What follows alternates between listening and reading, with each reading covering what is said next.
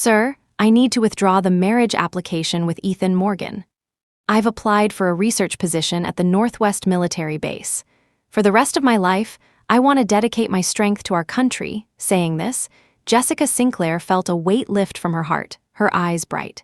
The commanding officer stared at her for a long moment before speaking with respect. "You're a top graduate from the National Defense University. You certainly deserve the opportunity. But have you discussed this with Ethan?" Jessica's voice was calm. "This is my choice. If he loves me, he'll wait. If he doesn't, I won't force it." The office fell silent. After a pause, the commanding officer nodded. "All right. It will take about 10 days to officially retract the marriage application. Use this time to sort out your personal affairs." Jessica saluted and left the commanding officer's office. Outside the base, a gust of night wind swept by, making Jessica shiver despite herself.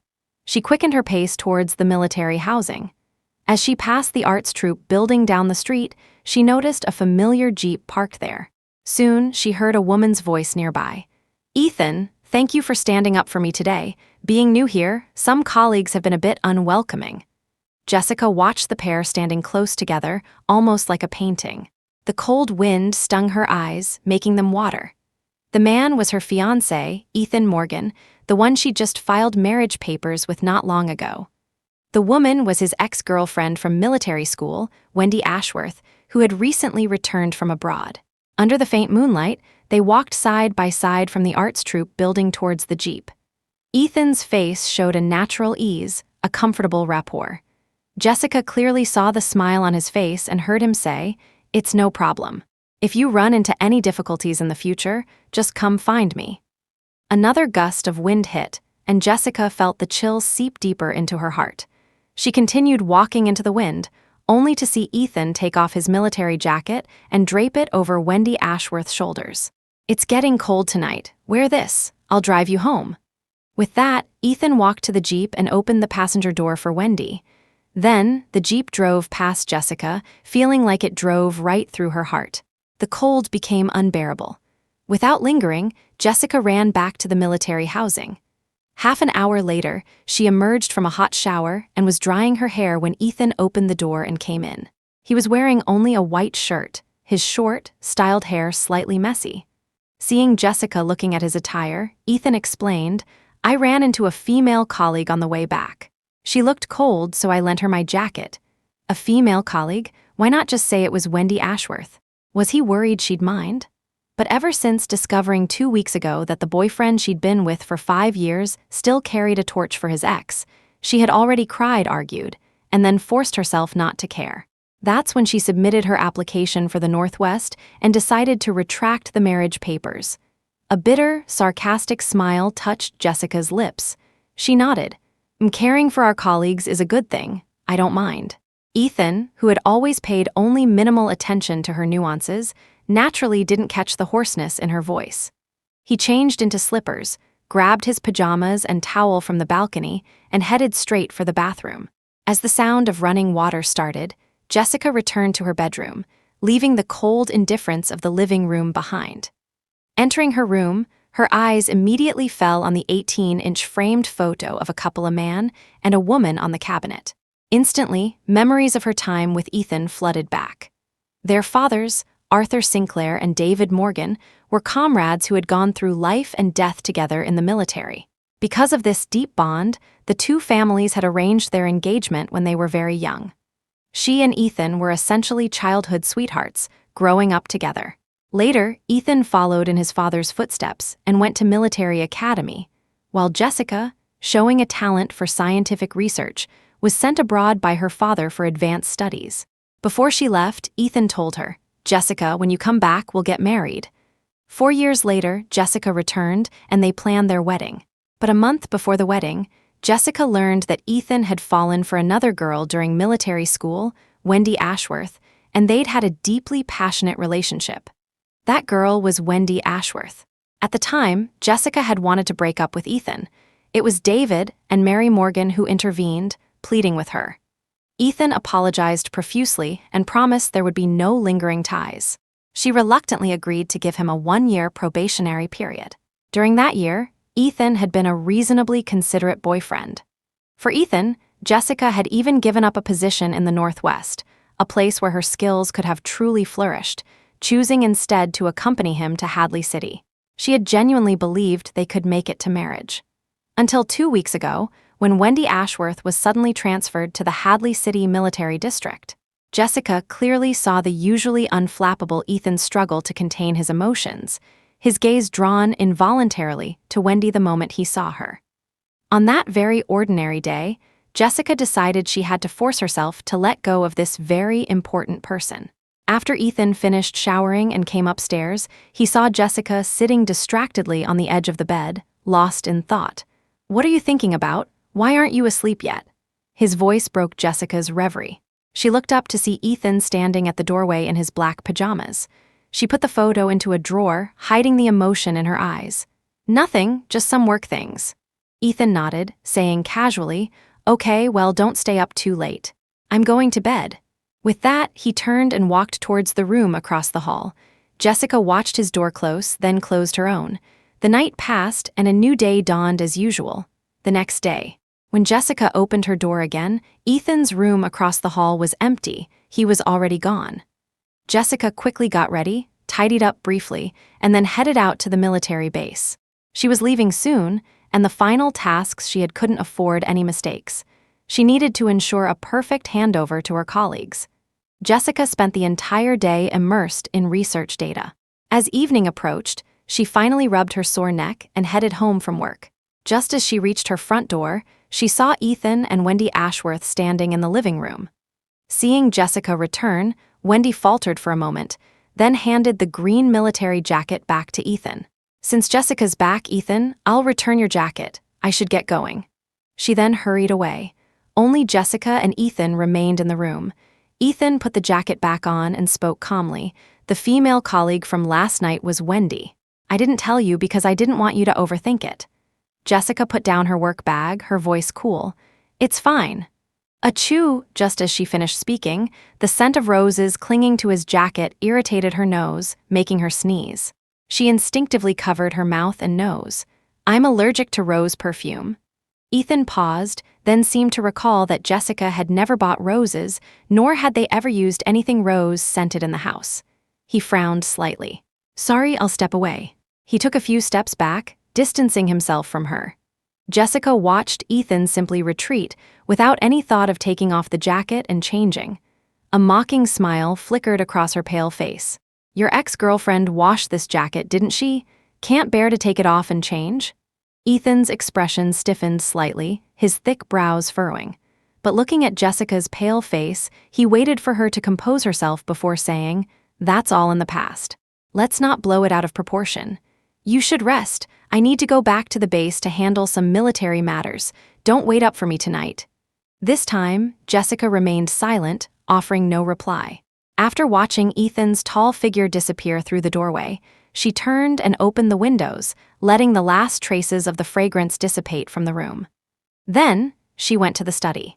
Finding a box, she began taking her professional books down from the shelves one by one, packing them carefully. These were all coming with her. Suddenly, a slip of paper fell out from between the pages of a book. "Don't be discouraged. Believe in yourself. I support you." Recognizing Ethan's handwriting, Jessica's heart instantly felt a pang of sourness and bitterness. A month ago, she had hit a bottleneck in a military defense project she was researching. Unable to find a breakthrough, she had been frowning constantly. That day, just before leaving on a mission, Ethan had suddenly slipped her this note. Seeing the words on the paper then, warmth had rushed through her, a sweet feeling blossoming in her chest. So she had carefully folded the note and tucked it preciously inside the book. A week later, encouraged by Ethan's note, Jessica reviewed her work, found the breakthrough, and successfully completed the defense project. The first person she wanted to share the news with was Ethan. Hearing he was back, she had immediately rushed to the base. She wanted to celebrate this victory with him. But instead, she saw Ethan holding a bouquet of roses, his eyes crinkling with warmth as he presented them to his ex-girlfriend, Wendy Ashworth. "Wendy, you're not alone here. Whatever happens, I'll always be by your side." She, his girlfriend, had never heard such a tender tone from him. All she had received was a plain, cold slip of paper. In that moment, Jessica felt each word on the note blur into a knife. It scraped across her entire heart, leaving her in agony. Jessica's eyes reddened slightly as she put the note back where she found it, deciding not to take it with her. Since she was letting go, she needed to make a clean break. Clinging sentimentally to an ex-boyfriend's mementos wasn't her style. She continued packing her other books as night gradually enveloped the land. By the time she finished packing the books, it was already 9 p.m. She glanced subconsciously towards Ethan's room. He hadn't returned. She sealed the book box with tape and went back to her own room, falling asleep to the sound of the soft wind outside. The next morning, Jessica was in the kitchen making breakfast. Halfway through her meal, she was surprised to see Ethan come downstairs. She paused. Ethan asked her, "What's wrong? Is there something on my face?" Jessica shook her head. "No, I just didn't think you'd be back last night, so I only made breakfast for one." Ethan froze for a second, then picked up the half-eaten fried dough stick from Jessica's bowl and started eating it. "It's okay, I'll just have yours." Jessica watched him, wanting to say something, but her gaze unintentionally fell on the calendar hanging on the wall nearby. She spoke abruptly. "It's Dad's 50th birthday in 2 days. I plan to go back home for it. Do you have time?" Ethan nodded. "Uncle Arthur's 50th is a big occasion. I'll make time to go back with you." After that, neither spoke. After breakfast, Ethan left first. When Jessica finished cleaning the kitchen and saw the calendar again, she took a pen and drew a red star on the date she planned to leave. It was like setting a countdown timer for her departure. Then, for the entire day, Jessica immersed herself in the research lab at the base. The wrap-up work could be finished in the next 2 days. After handing everything over, maybe she could even spend an extra couple of days with her parents. 2 days later, Arthur Sinclair's birthday. Jessica had initially booked a table at a local restaurant, but her father, Arthur, insisted that military families shouldn't be extravagant. A small family gathering would suffice. Unexpectedly, however, many of Arthur's former subordinates, students, and comrades showed up. Hearing this, Jessica planned to head over early to help. Ethan was in the driver's seat, just about to start the car.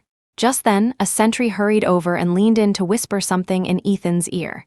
Jessica vaguely heard the word hospital and saw Ethan's expression darken progressively. After the sentry left, she instinctively asked, "Is someone hurt?" "I thought I heard hospital."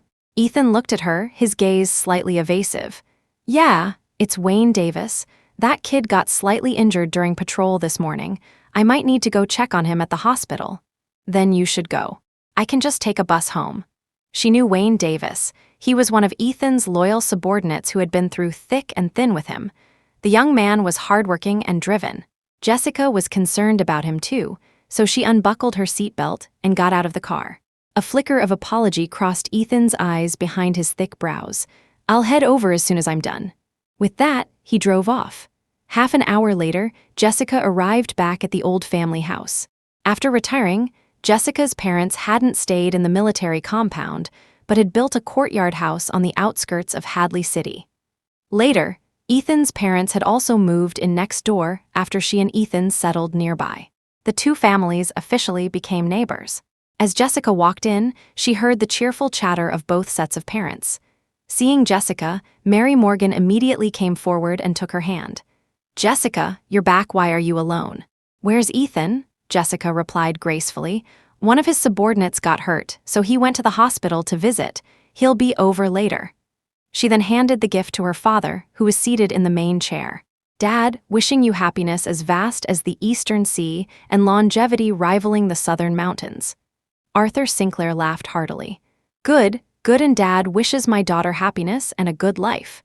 Meeting her father's loving gaze, Jessica felt a pang of sadness. She had applied to go to the Northwest, thousands of miles away, behind her parents' backs, and had even retracted her marriage application with Ethan. She didn't know if they would be angry when they found out. But Jessica knew that her parents would ultimately support her in whatever she was determined to do. After chatting with them for a while, Jessica went to help greet the guests. By noon, the meal was almost ready. Arthur Sinclair asked again, "Jessica, why isn't Ethan here yet? Go check the gate and see if he's arrived." Jessica replied, "Okay, I'll go take a look outside." She walked towards the entrance. As she passed through the living room, she instinctively greeted the guests seated there. The next second, she saw Wayne Davis sitting there, perfectly fine. At the same time, the sound of a car horn came from the entrance, and Ethan walked in. Today was her father's birthday. To keep everyone happy, Jessica didn't expose Ethan's lie. But watching Ethan walk straight past Wayne Davis without a hint of guilt, her heart couldn't help but ache. Taking a deep breath to steady herself, she forced a smile back onto her lips and walked into the inner hall. "Commander, your subordinate wishes you health like a pine tree and long-lasting years. Teacher, your student wishes you good health and a happy life. Old brother, your younger brother wishes you health and longevity, and many more years of drinking together." Jessica stayed by her father's side, helping him deflect drinks offered by guests, displaying the poise expected of the Sinclair family's leading daughter. The banquet was lively, and everyone enjoyed themselves. After the feast, Jessica and Ethan stood at the gate, seeing off all the guests. After sending off the last group, Ethan's comrades, the two found themselves alone for a rare moment. A night breeze blew past, and emboldened by the alcohol, Jessica spoke. "Ethan?" Just then, the sound of sobbing came from nearby. A distraught neighbor woman was clinging to a man's arm. Behind the man stood a fashionably dressed woman. The neighbor woman cried, tears streaming down her face. "I take care of you day in and day out, but ever since your ex-girlfriend came back divorced, you've been obsessed, hovering around her constantly. Now you're even staying out all night for her." The man, seemingly embarrassed, shook off the woman's hand. "Are you crazy? How many times do I have to tell you?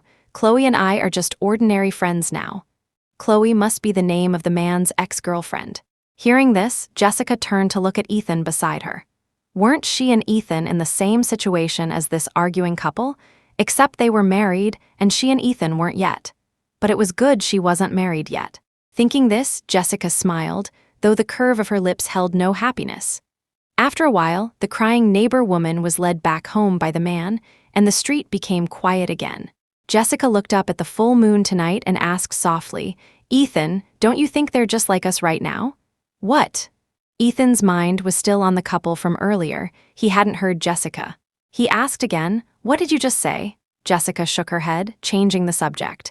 "The moon is so full tonight. If only everything in life could be this complete." The wind continued to blow. There was no reply. Jessica walked back into the courtyard first. Behind her, Ethan watched her slender figure and seemed to recall the events of the afternoon. He caught up to her and said in a low voice, "About this morning, I admit I hid it from you, but I'm really over Wendy." Jessica stopped and asked Ethan calmly, "If you were really over her, why did you lie to me?" Ethan frowned, his expression freezing. Jessica didn't wait for his answer and went straight into the house, back to her room. Outside, Eleanor Sinclair's voice drifted over. "Ethan, you and Jessica both drank tonight. Stay over, you can go back to the base tomorrow." Jessica stood by the window in her room, looking across at the guest room Ethan occupied. The light turned on, then off. "It doesn't matter," she told herself. "I'm leaving anyway, so I don't care anymore." She enjoyed a rare good night's sleep in her own home. The next day, sunlight streamed into the room. Jessica went to the dining room for breakfast. Ethan wasn't at the table. Her father, Arthur, told her there was an urgent mission at the base. Ethan rushed back early this morning. Jessica nodded, continuing to eat her plain rice porridge with pickles. After breakfast, she mentioned she had taken leave from the base to spend a few days with her parents. Both Arthur and Eleanor were delighted. On the first day at home, Jessica played chess with her father. On the second day, Jessica helped her mother water the flowers. Life felt, Chinese letter, pleasant leisurely in a way it hadn't for a long time, but the date of her departure drew ever closer. On the third day, noticing the weather turning colder, Jessica went out to the mall and bought winter coats for her parents in advance. Next, she went to the market and bought lots of groceries, planning to cook a meal for her parents. Finally, she went to a general store, searched for a long time, and bought holiday decorations, banners, and good fortune symbols for the new year. She likely wouldn't be able to return for the holidays this year. Having these things ready was a small way to show her filial piety. When she returned home laden with bags, her father, reading the newspaper on the sofa, looked at her curiously. "Kiddo, why did you buy so much stuff? And holiday decorations? The new year is still months away." Jessica replied vaguely, "My leave is quite long this time, and work will be very busy afterwards."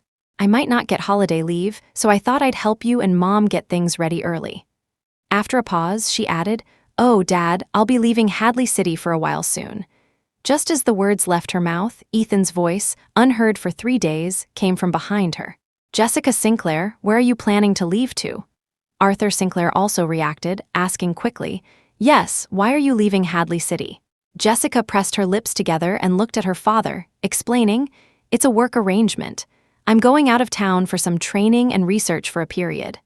Arthur relaxed upon hearing this. "Well, you take care of yourself when you're away alone. You two talk. I'll go help your mother in the kitchen." He put down his newspaper and left. Jessica avoided looking at Ethan and carried her purchases towards the storage room.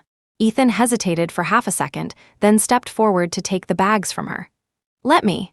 Jessica didn't refuse, and they went to the storage room together. Watching the silent Jessica beside him, Ethan felt an inexplicable unease and initiated conversation. "Why have you stayed home for so long this time? Isn't your research section busy?" Jessica glanced at him and replied casually, "The previous project just wrapped up. I had a few days off, so I came home." Ethan nodded. "I see." After that, he fell silent again, quietly putting the items into the cupboard. The silence reminded Jessica of her initial misconception about Ethan. When they first started dating, she thought Ethan was the quiet type because whenever they went shopping, she was the one doing all the talking. Ethan's most frequent responses were, "Right, okay." It was only after Wendy Ashworth arrived at the base that Jessica heard Ethan become talkative, even eloquent. So, a man only has endless things to say when he's with someone he likes. So, even though they hadn't seen each other for 3 days, Ethan still had nothing much to say to her. So she, Jessica Sinclair, was clearly not the person Ethan liked. Having reached this conclusion, Jessica left the storage room first. As her eyes readjusted to the sunlight, she found it somewhat harsh. She looked up at the sky for a moment, then went towards the kitchen. After lunch, the two returned to the military housing. Unexpectedly, just as they reached the door, someone from the base called Ethan away on business. Jessica was used to it. She opened the door alone and went inside. Seeing the calendar on the wall, she flipped a few pages to the date marked with the red star. Only 5 pages left, 5 days. Jessica smiled faintly, went to her room, and started packing her luggage. The books were already packed. All that remained were her personal clothes.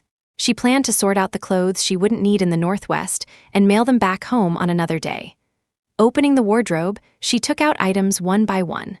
Suddenly, her eyes fell on a red formal dress hanging on the far right. Memories flickered. This was the dress she had intended to wear for their wedding celebrations. She had gone to great lengths, saving up and calling in favors to get the fabric, then commissioning a skilled tailor to make it. It was even embroidered with magpies, symbols of marital bliss. Back then, Jessica had truly believed she would marry Ethan, that they could live together respectfully until old age. Just like her father and mother, who had spent half a lifetime together. So, this dress held all her hopes and dreams for married life. Now, touching the dress, bitterness welled up in her throat. Suppressing the heartache, she folded the dress carefully, put it in a bag, and continued packing other clothes. The afternoon slipped away. By the time Jessica finished packing, Ethan still hadn't returned. She placed the large bag of clothes in an inconspicuous corner and was about to make a simple dinner when the dial phone next to the sofa rang. Jessica walked over and picked up the receiver. The voice of one of Ethan's comrades came through. "Sister-in-law, Commander Morgan is drunk at the local restaurant. Could you please come pick him up?" Jessica froze. Wasn't Ethan called away to the base? Why was he at a restaurant and drunk? She remained silent for a moment, then nodded. "Okay, I'll be right there." Arriving at the restaurant, Jessica learned it was the birthday of Ethan's comrade, Benjamin Hughes. They had been good buddies since military academy. Ethan had been called over for drinks after finishing his business at the base. Wendy Ashworth was also there. Jessica wasn't surprised, but the thought of their deep connection still made her pause in her tracks. "Sister-in-law, why did you stop walking?" Hearing the voice, Jessica snapped back to reality and headed towards the private room. Reaching the door, she saw Ethan inside, seemingly very drunk, leaning his head against his hand with his eyes closed. Wendy was looking at him with concern. Jessica placed her hand on the doorknob, about to push it open, when Benjamin Hughes' voice came from inside. Remember how perfect Ethan and Wendy were back in military school? They were practically inseparable. How did he end up marrying Jessica Sinclair? And Ethan was clearly unhappy when he and Wendy broke up. He must be feeling down tonight, getting drunk like this. As he spoke, Benjamin's bleary eyes shifted and met Jessica's standing at the door. His voice died abruptly. Benjamin sobered up instantly, stammering, "Sis, sister-in-law, you're here. I was just drunk and talking nonsense. Please don't mind me." The others saw Jessica too and quickly chimed in, trying to smooth things over. "Sister-in-law, Benny was just rambling. Don't pay any attention." Jessica walked in without a word, gently nudging the closed-eyed Ethan. "Ethan, can you walk?" Ethan groggily looked up and leaned against Jessica. Supporting him, Jessica forced a calm smile. "You all carry on drinking. I'll take him home now." With that, she half-supported, half-carried Ethan out of the room, maintaining her composure and decorum throughout. But just as she got Ethan out of the restaurant and was about to hail a taxi, Ethan's mumbled words reached her ears clearly. "Wendy, I'm sorry I let you down." Drunk words are sober thoughts, and every word stabbed at her heart. The night wind was truly cold. Jessica's eyes reddened. Ethan's muscular frame was heavy, pressing down on her shoulder. Her eyes reddened again and again. After what felt like a long time, the cold wind seemed to sober Ethan up slightly. He looked up and met Jessica's red-rimmed eyes. He paused, his voice hoarse. "Were you crying?" Jessica turned her head away, her voice tight. "No, the wind is just strong. It made my eyes water." Ethan heard this and replied apologetically, "Sorry, I really drank too much today. It won't happen again." Jessica nodded, wiping her dry eyes. "I won't be coming to pick you up anymore in the future." Ethan paused, then just shook his head, seemingly nonchalant. "Okay, I won't get drunk with them again. Let's go home." They took a taxi home. Jessica went straight to her room and closed the door. Ethan looked at the closed door, Jessica's words, "Won't be coming to pick you up anymore," echoing in his mind. A complex emotion flickered in his eyes. The next day, her leave over, Jessica returned to the military base. Her project was finished. Today she planned to hand over her work. As she reached the entrance of her building, she bumped into a colleague rushing out. Seeing her, the colleague's eyes lit up. "Researcher Sinclair, I was just rushing to find you. There's a breach in the base research data. We need your help." Jessica's pupils contracted at his words. Although she was planning to hand over her work, the base's research projects concerned national interests. Absolutely no errors could be tolerated. As a researcher, she had an undeniable duty. "Quick, take me there." Jessica followed the colleague, hurrying into the base research lab. After meticulously re-examining all the data, she finally found the vulnerability in the very last dataset. She immediately began patching it. It took the entire morning, but she finally fixed it. The harsh midday sun made her tired eyes blur. Afterwards, Jessica handed over her work. Before leaving, she walked across the base training grounds one last time, her hands brushing against each project she had participated in, bidding them farewell one by one. Her colleagues were reluctant to see her go, coming out to say quiet goodbyes. "Researcher Sinclair, we're really going to miss you." Sharon Young, the intern she had mentored, also had red eyes. Mentor, once a teacher, always a teacher. When she first arrived in Hadley City, Jessica hadn't expected to meet such a group of like-minded comrades who worked side by side. She disliked sentimentality, but she couldn't stop her nose from stinging. Meeting everyone's reluctant gazes, she waved, gathered her research tools, and left. When she returned to the housing complex, she unexpectedly found Ethan back as well. Usually, he left early and returned late, rarely coming home for lunch. Seeing the tools in Jessica's hands, Ethan's brow furrowed, his heart giving an odd jump. "Why did you bring all these research tools home?" Jessica kept her head down, not wanting him to see the slight redness in her eyes from saying goodbye to her colleagues. "This set is getting old. I'm planning to replace it." Hearing her answer, Ethan's brow smoothed and his heart slowly relaxed. He took a small box of face cream from his pocket and handed it to Jessica.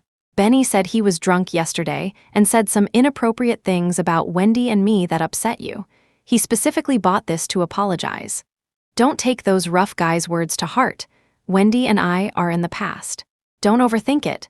Were they really in the past? Only Ethan himself knew the answer. Jessica took the face cream and opened her mouth to say, "Okay, you say it's the past, I believe you."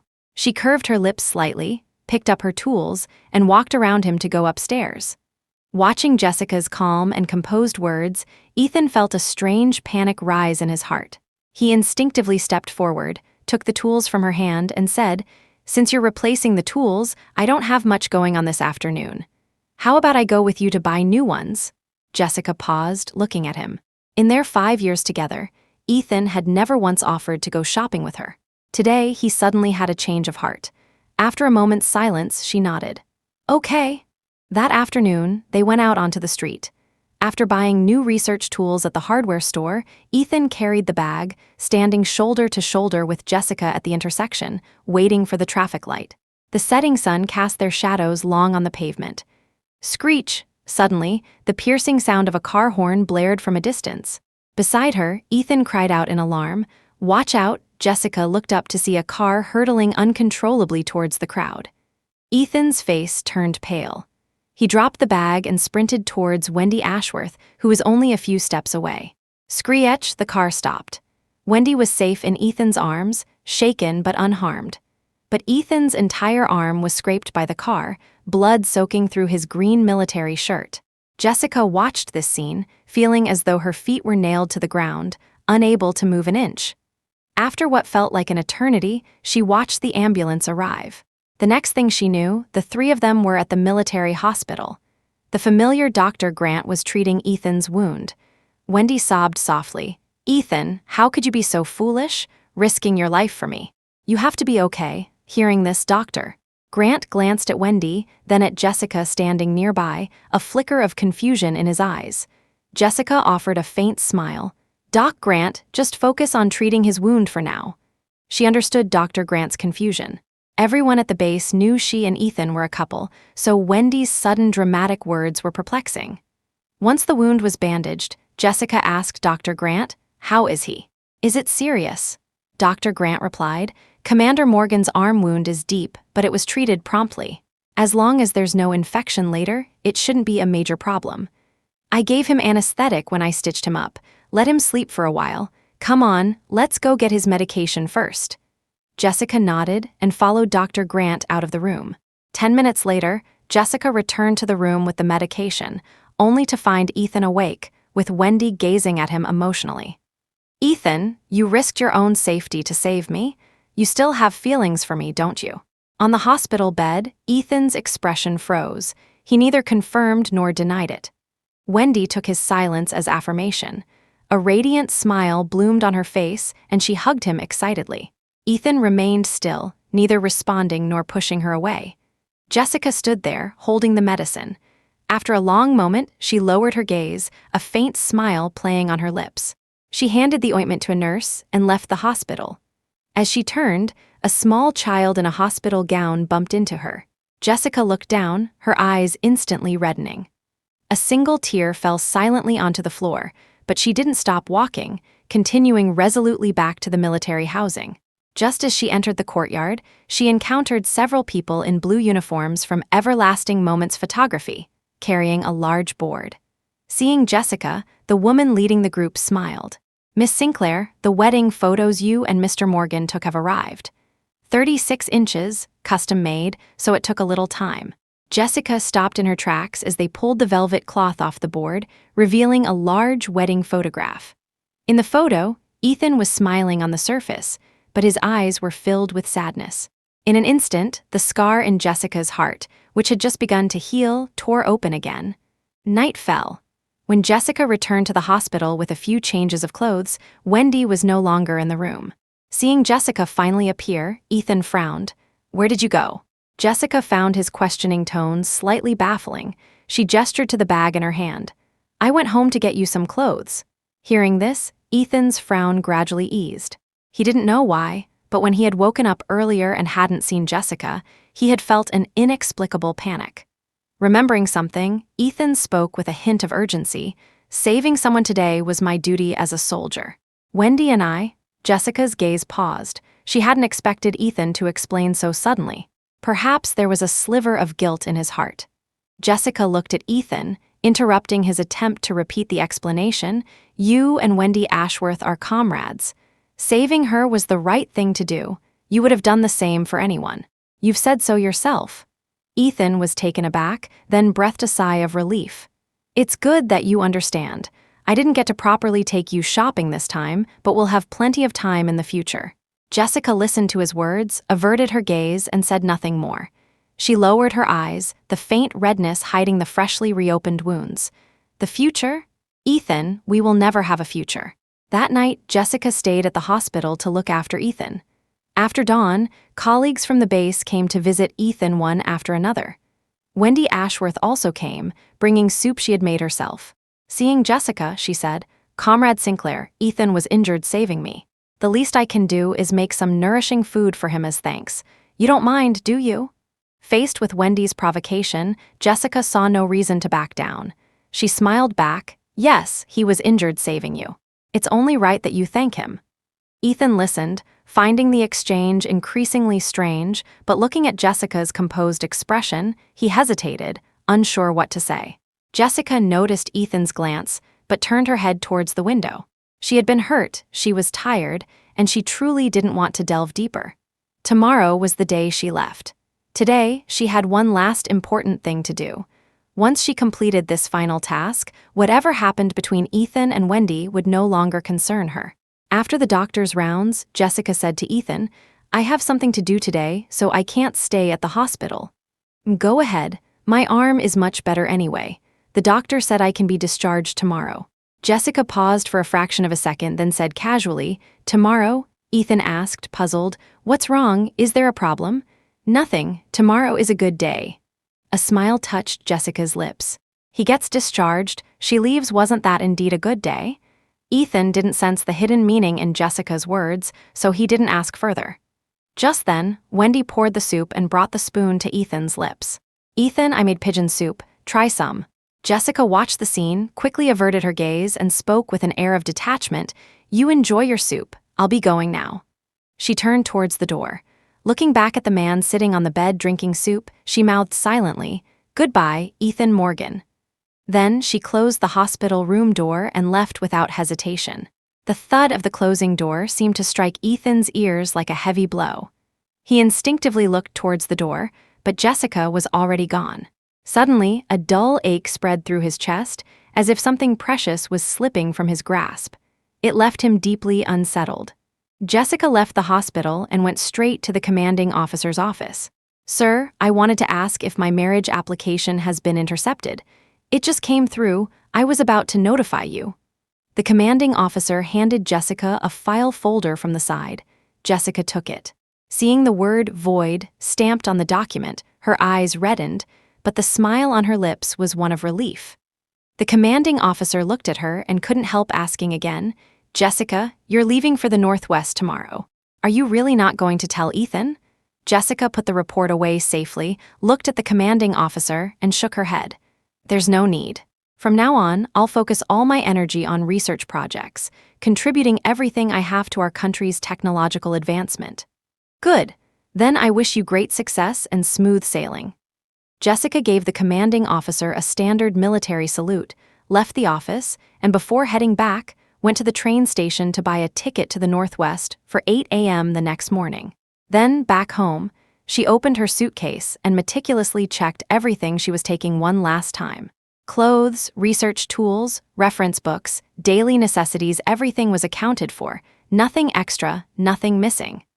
After packing, apart from the toiletries she would need in the morning, there was nothing left of hers in the room. Finally, Jessica's gaze fell on the gold bracelet on her wrist. Her eyelashes fluttered slightly. This bracelet was bought by Ethan when he apologized to her after she first learned about Wendy Ashworth. At that time, as Ethan slipped the bracelet onto her wrist, he had said, "Jessica, those things and people from military school are in the past. From now on, you will be my wife, the most important person in my life." Faced with Ethan's sincere and earnest gaze, Jessica had ultimately chosen to continue their relationship. He had indeed kept his promise afterwards, giving her his monthly allowance, and she made most of the decisions regarding household matters. But everything ended when Wendy Ashworth reappeared. Now, the bracelet on her wrist had lost its meaning. Jessica firmly pulled the bracelet off her wrist and placed it back in its jewelry box, untouched. Then she turned and went to the bathroom. On her last night in the compound, Jessica slept soundly and deeply. The next morning, the sun peeked over the horizon. After washing up and putting on her uniform, Jessica placed the voided marriage application and the gold bracelet on the desk. Then she picked up her suitcase and walked out the door, leaving this home without a backward glance.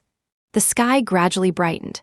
Above the military base square, the 5-starred red flag fluttered in the wind. Jessica's slightly curved eyes shone brightly. Life passes quickly.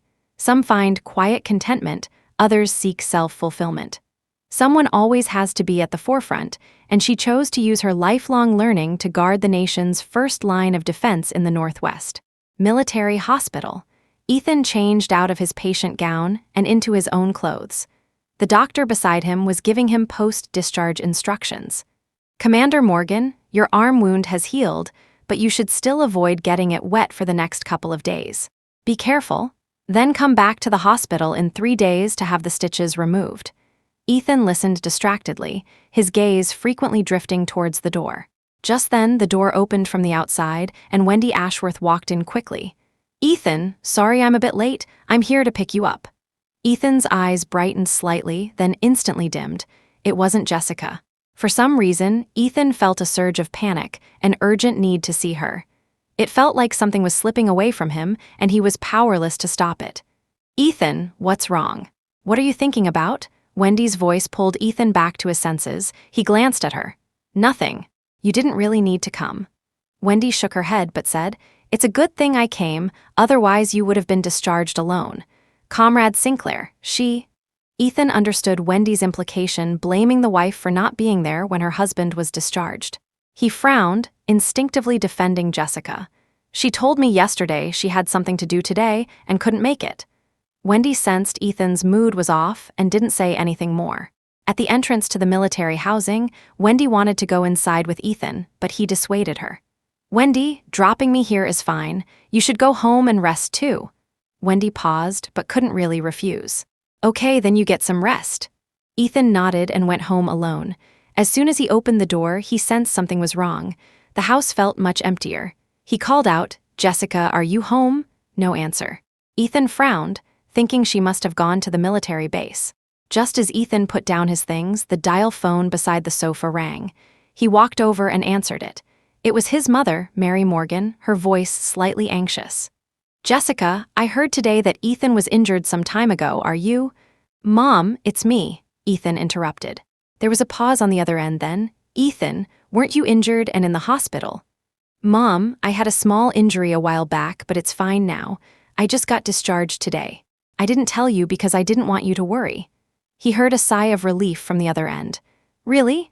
That's good, I feel much better then. Well, if you and Jessica have time in the next couple of days, come home. Mom will cook something nice for you both." "Okay, I know." Ethan chatted with his mother for a few more moments before hanging up. He stood up and went straight to the bedroom. The moment he walked in, he felt a distinct difference. He stood there, frowning in thought. Suddenly, something clicked. He looked towards the bedside table where their photo should be, and the wedding photo should have been delivered by now. But why was it blank? Nothing was there. He remembered clearly that his and Jessica's wedding photo should be hanging there. Why hadn't it arrived? Without reason, the panic in Ethan's heart didn't subside but intensified. He looked around the room, thinking maybe the hook fell and Jessica took the photo down. Or maybe. Suddenly his eyes swept across the desk and caught a glint of gold. It looked like a bracelet. Ethan strode over and looked closely. It really was the gold bracelet he had bought for Jessica. In the past 5 years, she had never taken it off. Why was it sitting here now? Ethan picked up the bracelet and saw the marriage application underneath, bearing 2 large words void. Ethan's eyes widened in disbelief. He picked up the marriage application, examining it repeatedly. It was indeed stamped void. There was no mistake. How could this be? Why did Jessica suddenly withdraw the marriage application? Weren't things fine between them? Didn't they agree to hold the wedding after filing the report? Why? There had been no warning signs. Ethan couldn't understand it. And now, Jessica was nowhere to be found. He thought about finding Jessica and demanding an explanation. What was she thinking? Why did she retract the marriage application without telling him? He took a step towards the door, then suddenly remembered why the house felt strange earlier. It was because none of Jessica's things seemed to be in this room. Ethan froze. To confirm this shocking realization, he lunged towards the wardrobe. With a swish, he flung the wardrobe doors open. His face instantly turned pale. Only his clothes remained inside. Not a single item belonging to Jessica was left. What on earth was going on? Without a moment's hesitation, Ethan ran out of the military housing and headed straight for the base. But he couldn't find Jessica anywhere. Ethan suddenly recalled Jessica mentioning she would be going out of town for research and study for a while. So he went to the commanding officer's office to clarify the situation. "Sir, did Jessica go out of town? Where did she go?" The commanding officer looked surprised. "You knew, she left for the Northwest today. It's likely she won't be coming back, but you shouldn't." Before he could finish, Ethan interrupted. "What do you mean won't be coming back? Isn't she just going for some research trip?" He looked at the commanding officer, his face pale, his lips trembling slightly. The commanding officer sighed inwardly and showed Ethan the official transfer request Jessica had submitted for the Northwest. After reading it, Ethan stood stiffly, silent for a long time, lost in thought. After a while, he finally spoke, his voice hoarse. "She applied to go to the Northwest a month ago. Why did she never tell me?" Ethan looked bewildered. He truly couldn't comprehend it. The commanding officer didn't know what to say. He couldn't interfere in the affairs of a young couple. Ethan thanked the commanding officer and left the military base. He walked down the road in a daze, a million questions swirling in his mind. Just then, he heard a familiar female voice call his name. "Ethan, what are you doing here? Shouldn't you be resting at home?" Ethan had hoped it was Jessica calling him, but he knew it was impossible. Jessica had already gone to the Northwest. She hadn't told him anything, hadn't explained anything, just left him like this. For a fleeting moment, a trace of resentment towards Jessica surfaced in Ethan. Why? But seeing Wendy at that moment, he suddenly remembered the timing of Jessica's application for the Northwest. It was shortly after Wendy had been transferred to the Hadley City Military District. He belatedly realized that ever since Wendy appeared, Jessica had indeed become noticeably colder towards him. So her leaving, including retracting their marriage application, was all because of Wendy. Wendy saw Ethan frowning in thought, silent for a long time. She stepped forward and naturally took his arm. Her voice was soft. "Ethan, what's wrong? Did something happen?" Ethan snapped back to reality and looked down at her hand gripping his arm. He felt a jolt. An image flashed in his mind. The moment Wendy had suddenly appeared before him, his shock and confusion. He recalled the look in Jessica's eyes then. He hadn't paid attention before, but now he understood clearly it was utter disappointment. Ethan abruptly pulled his arm away, taking a step back. Seeing Wendy's stunned expression, he realized for the first time. He had handled the situation with Wendy completely wrong. He felt it necessary to talk to Wendy. "Wendy, there's something I need to say to you. Let's find somewhere to sit down." Wendy collected herself and nodded. "Okay, how about the park nearby? You took me there when I first arrived." Ethan frowned slightly at the reminder but didn't say much. They went to a small nearby park. Sitting down on a bench, Ethan thought for a moment, then began, "Wendy, when I woke up in the hospital after being injured, you asked me a question I didn't answer." A blush instantly crept onto Wendy's face. "Ethan, don't say it. I understand what you mean. You and Comrade Sinclair aren't married. I'll wait for you." Seeing her expression, Ethan knew she had misunderstood. His heart sank. If even Wendy thought he still had feelings for her, then Jessica must have believed it even more strongly. No, he had to clear up this misunderstanding quickly. "Wendy, you've misunderstood. I saved you simply because I'm a soldier. I would have saved anyone in that situation that day. You don't need to read anything into it." Wendy froze, looking at Ethan with bewilderment in her eyes. After a moment, she said, "Ethan, what are you saying? I don't understand." Ethan looked at her and said, enunciating each word, "Wendy, what was between us is over. Now I only see you as an ordinary comrade. Don't misunderstand." Wendy understood his meaning, her face gradually turning pale. She shook her head, disbelief filling her eyes. "But since I arrived here, you've been so considerate and caring towards me. You comforted me when I felt excluded. You were always the first one there whenever I needed something. You did so much for me, you. So, his extra care for her when she first arrived, feeling lost and only close to him, was interpreted as lingering affection in her eyes. Did Jessica think the same? Yes, otherwise she wouldn't have withdrawn the marriage application without a word and run off to the Northwest. In that moment, Ethan felt overwhelming regret. He hadn't managed the boundaries with Wendy properly, causing Jessica to misunderstand. He wanted to fix this misunderstanding, to save his relationship, and the first step was to make things clear with Wendy. Wendy, if I caused you to misunderstand, I am truly sorry, but I still want to tell you, my future wife will only ever be Jessica Sinclair. Having said this, he turned and left without waiting for Wendy's response. Returning to the military housing, seeing the room devoid of Jessica's belongings. Ethan's face was etched with bitterness, and his heart began to throb with a belated ache. He regretted not considering Jessica's feelings sooner. Things he hadn't noticed before now flooded his mind. Every time he tried to explain there was nothing between him and Wendy, she would say she didn't mind. He had thought she understood.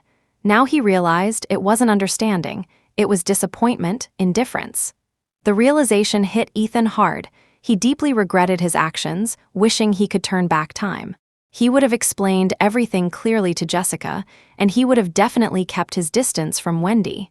But time couldn't be turned back. However, he wouldn't give up just like that. Even if he had to chase her to the Northwest, he would explain everything clearly to her.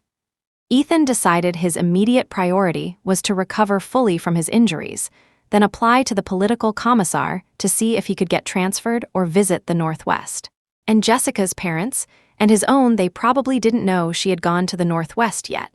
He needed to find time to go home and explain everything to both sets of parents, thinking about all the things he needed to do before he could go find Jessica in the Northwest. He suspected Jessica might have done this intentionally to buy herself time so he couldn't find her. Ethan was mistaken about Jessica's intentions. She had never planned to tell him at all, but she felt she owed their parents an explanation.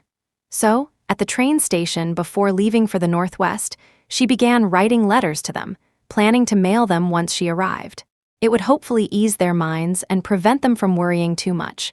2 days later, Wrong City train station, Northwest. After the train stopped, Jessica got off, carrying her suitcase. Looking around this unfamiliar city, she felt no fear, only a distinct sense of excitement and anticipation. She would be living and working in this city from now on. Jessica took a deep breath, psyching herself up. Let's do this. The future will definitely be better. Jessica carried her suitcase out of the station exit, looking around. Just then, a young man's voice sounded near her ear. "Excuse me, are you Comrade Jessica Sinclair?" Jessica turned towards the voice and saw a man of average height, wearing blue work clothes, smiling at her. When the Northwest Research Institute had approved her transfer application, they had told her someone would meet her upon arrival. This must be the person sent to pick her up. Jessica quickly nodded. "Yes, I'm Jessica Sinclair. Researcher Sinclair, hello, welcome to the Northwest. I'll take you to the Northwest Research Institute base now." "Okay, thank you very much." Jessica followed him with her suitcase. They reached a somewhat old Jeep. The man opened the car door for Jessica. "Please get in." They both got into the car and headed straight for the Northwest Research Institute. On the way, Jessica learned the man's name was Ivan Lane, an assistant assigned to her by the Institute's leadership. Jessica felt rather flattered. "Well then, I'll be relying on your guidance." The young man seemed a bit shy and quickly waved his hands. "It's you who should be guiding me. You're a high-achieving overseas student, the only one like that in our institute." Jessica smiled but didn't say more. As they passed a post office, Jessica remembered the letters she needed to send and quickly spoke up. "Excuse me, could we stop here for a moment? I have something to mail." "Sure, of course." After the car stopped, Ivan Lane asked, "What is it? Do you need help?" "No need, it's just a couple of letters. I can go myself." She got out of the car alone and went into the post office. About 10 minutes later, Jessica came out, got back in the car, and they continued towards the Northwest Research Institute. When the car stopped, Jessica looked up through the window at the imposing characters inscribed above the tall entrance, Gate Northwest Research Institute. A sense of deep respect welled up inside her. This was the country's largest military technology research institute, holding many top-level secrets related to national defense. Once inside, one must consciously abide by all confidentiality agreements. Not a single piece of information related to the country could be leaked. Violators would be sent directly to a military tribunal. And she, Jessica Sinclair, would realize her ambitions here, contributing to the nation's military technology endeavors. Ivan Lane showed his credentials to the sentry at the gate before the vehicle was allowed passage. The vehicle drove down a central avenue lined with red brick buildings. Sentries patrolled the street every 5 meters. Apart from the sound of their footsteps, it was eerily quiet, as if deserted. Ivan Lane parked the car to the side. "Researcher Sinclair, I'll take you to meet the director first." "Okay." Jessica got out and followed Ivan Lane to the 3rd floor of one of the red brick buildings. "Director's office." "Director, I've brought comrade Jessica Sinclair." Jessica followed Ivan into the office and saw a middle-aged man with glasses sitting behind the desk, exuding a scholarly aura. She knew he was the institute's top leader, Director Charles Shaw. She immediately stood tall, gave a military salute, and announced clearly, "Director Shaw, Jessica Sinclair reporting for duty at the Northwest Research Institute. Please guide me in the future." "Excellent, excellent, Comrade Sinclair. We've finally been waiting for you." The director stood up happily and shook Jessica's hand. He then said, "Come, let me show you around the institute and introduce you to some colleagues." Jessica quickly demurred, "How could I trouble the director? Comrade Ivan Lane can show me around." "Nonsense, let's go together." Jessica could only nod with a smile and follow Director Shaw out of the office. Leaving that building, Jessica followed Director Shaw into another building behind it, one that seemed more secure. As soon as she entered, Jessica felt a buzz of activity, a vibrant energy. Several large square tables filled the room, surrounded by people engaged in lively discussions, each voicing their opinions. Their ultimate goal was to perfect the project they were working on. This was an atmosphere she hadn't felt in Hadley City.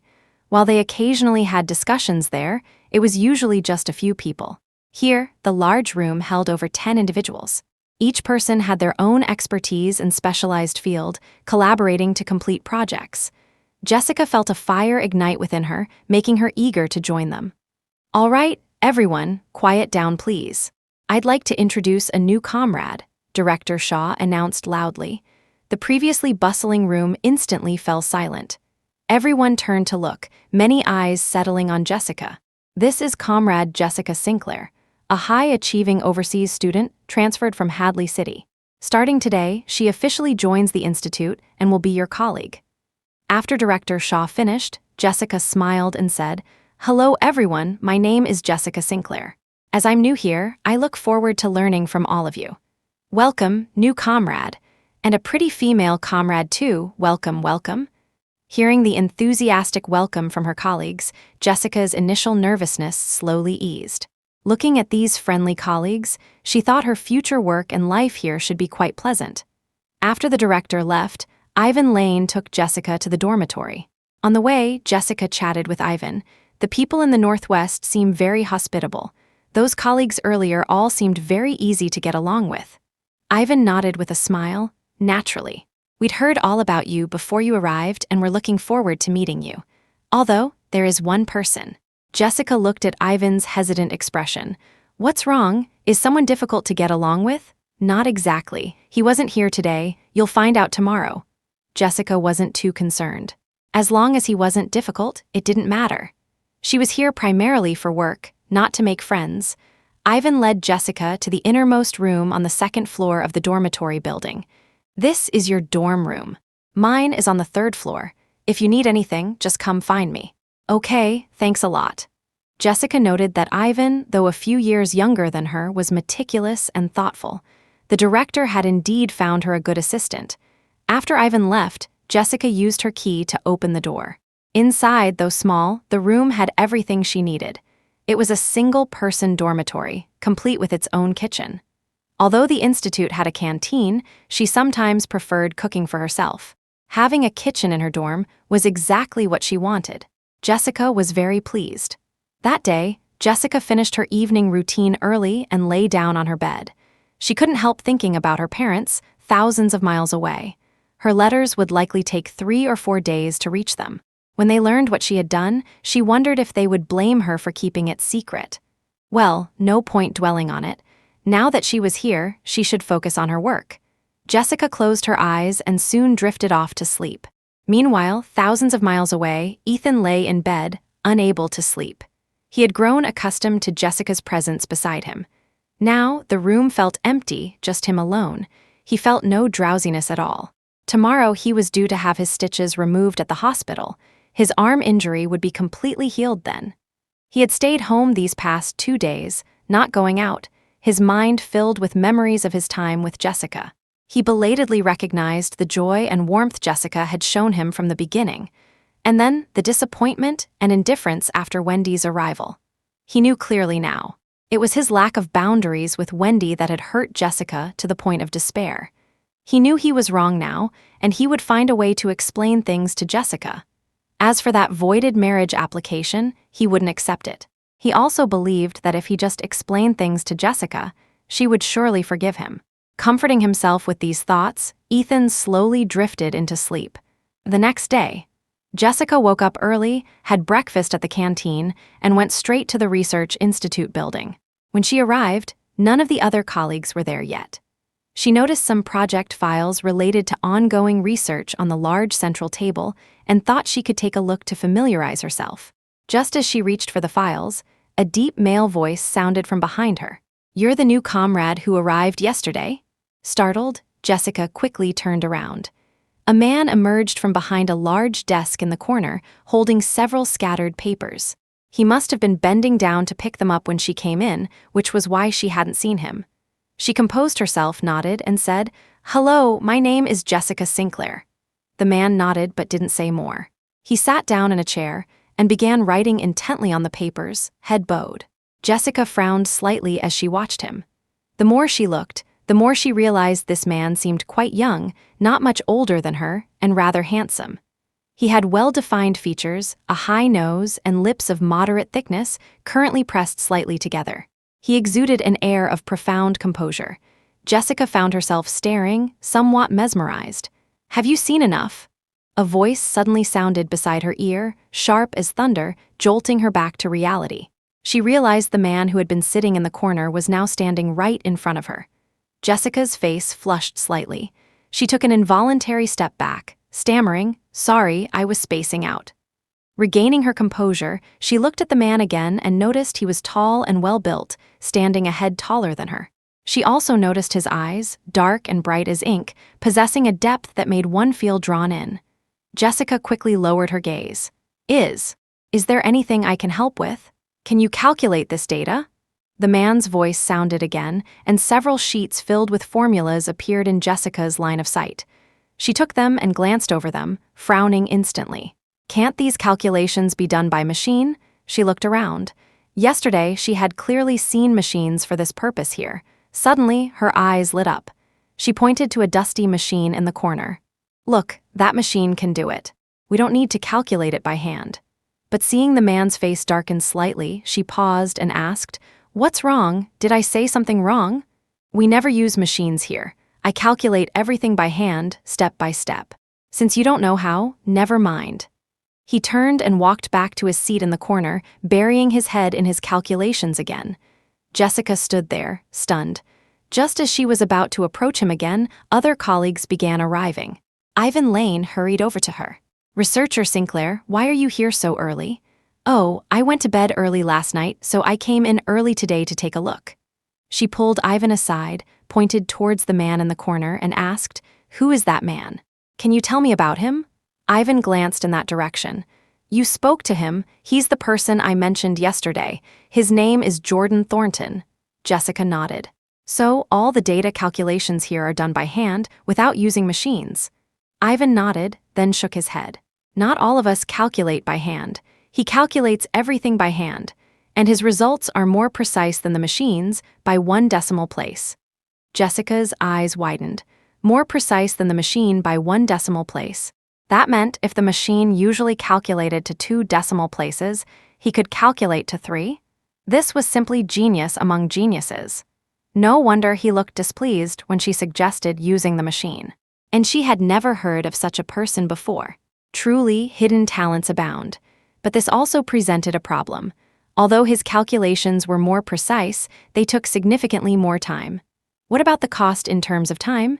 Jessica posed this question to Ivan. Ivan patiently explained, colleagues at the Institute have raised this point before. But Mr. Thornton's more precise data has actually accelerated the Institute's research speed. And do you know how long it takes him to calculate one cycle of data? How long? Jessica was incredibly curious. Typically, such complex calculations would take about half an hour even on a machine. So, for a person calculating by hand, it must take at least 4 hours or more. 2 hours? Jessica was utterly dumbfounded. 2 hours? It only took 2 hours?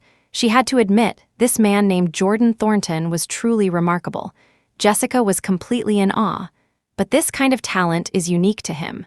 The director mentioned he's looking for a successor who can inherit his calculation system, but unfortunately, none of us currently have that level of sensitivity to data.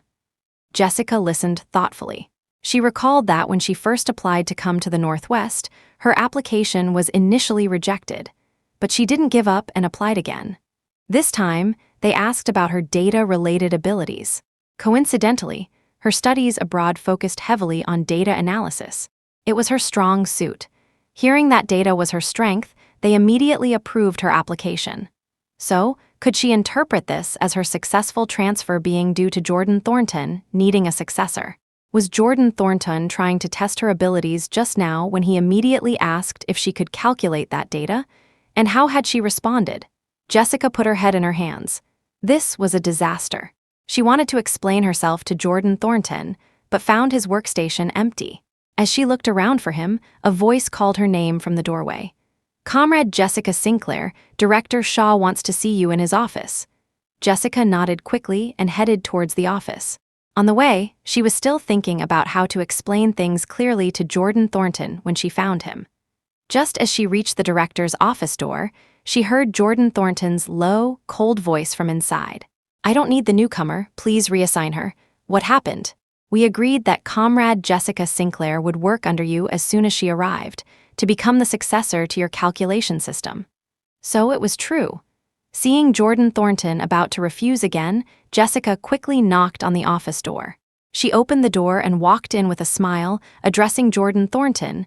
Mr. Thornton, there was a misunderstanding earlier. I can explain. Jordan Thornton glanced at her, his expression impassive. Don't use that title loosely. You won't be my student. Then he turned back to the director. I've said what I needed to say. I'm going back to work. He walked straight out, leaving Jessica and Director Shaw facing each other. What happened between you two? Tell me your side. Jessica recounted the morning's events. After listening, the director remained silent for a long moment before speaking. Comrade Sinclair, I assume you figured out our primary reason for approving your transfer to the Northwest Research Institute. Now, I want to know your thoughts. Jessica immediately replied, I heard about Mr. Thornton's work from Comrade Lane just now. I admire him greatly, and I sincerely hope his manual calculation system doesn't end with him. Losing it would be a national loss. I'm grateful that you and Mr. Thornton saw potential in me.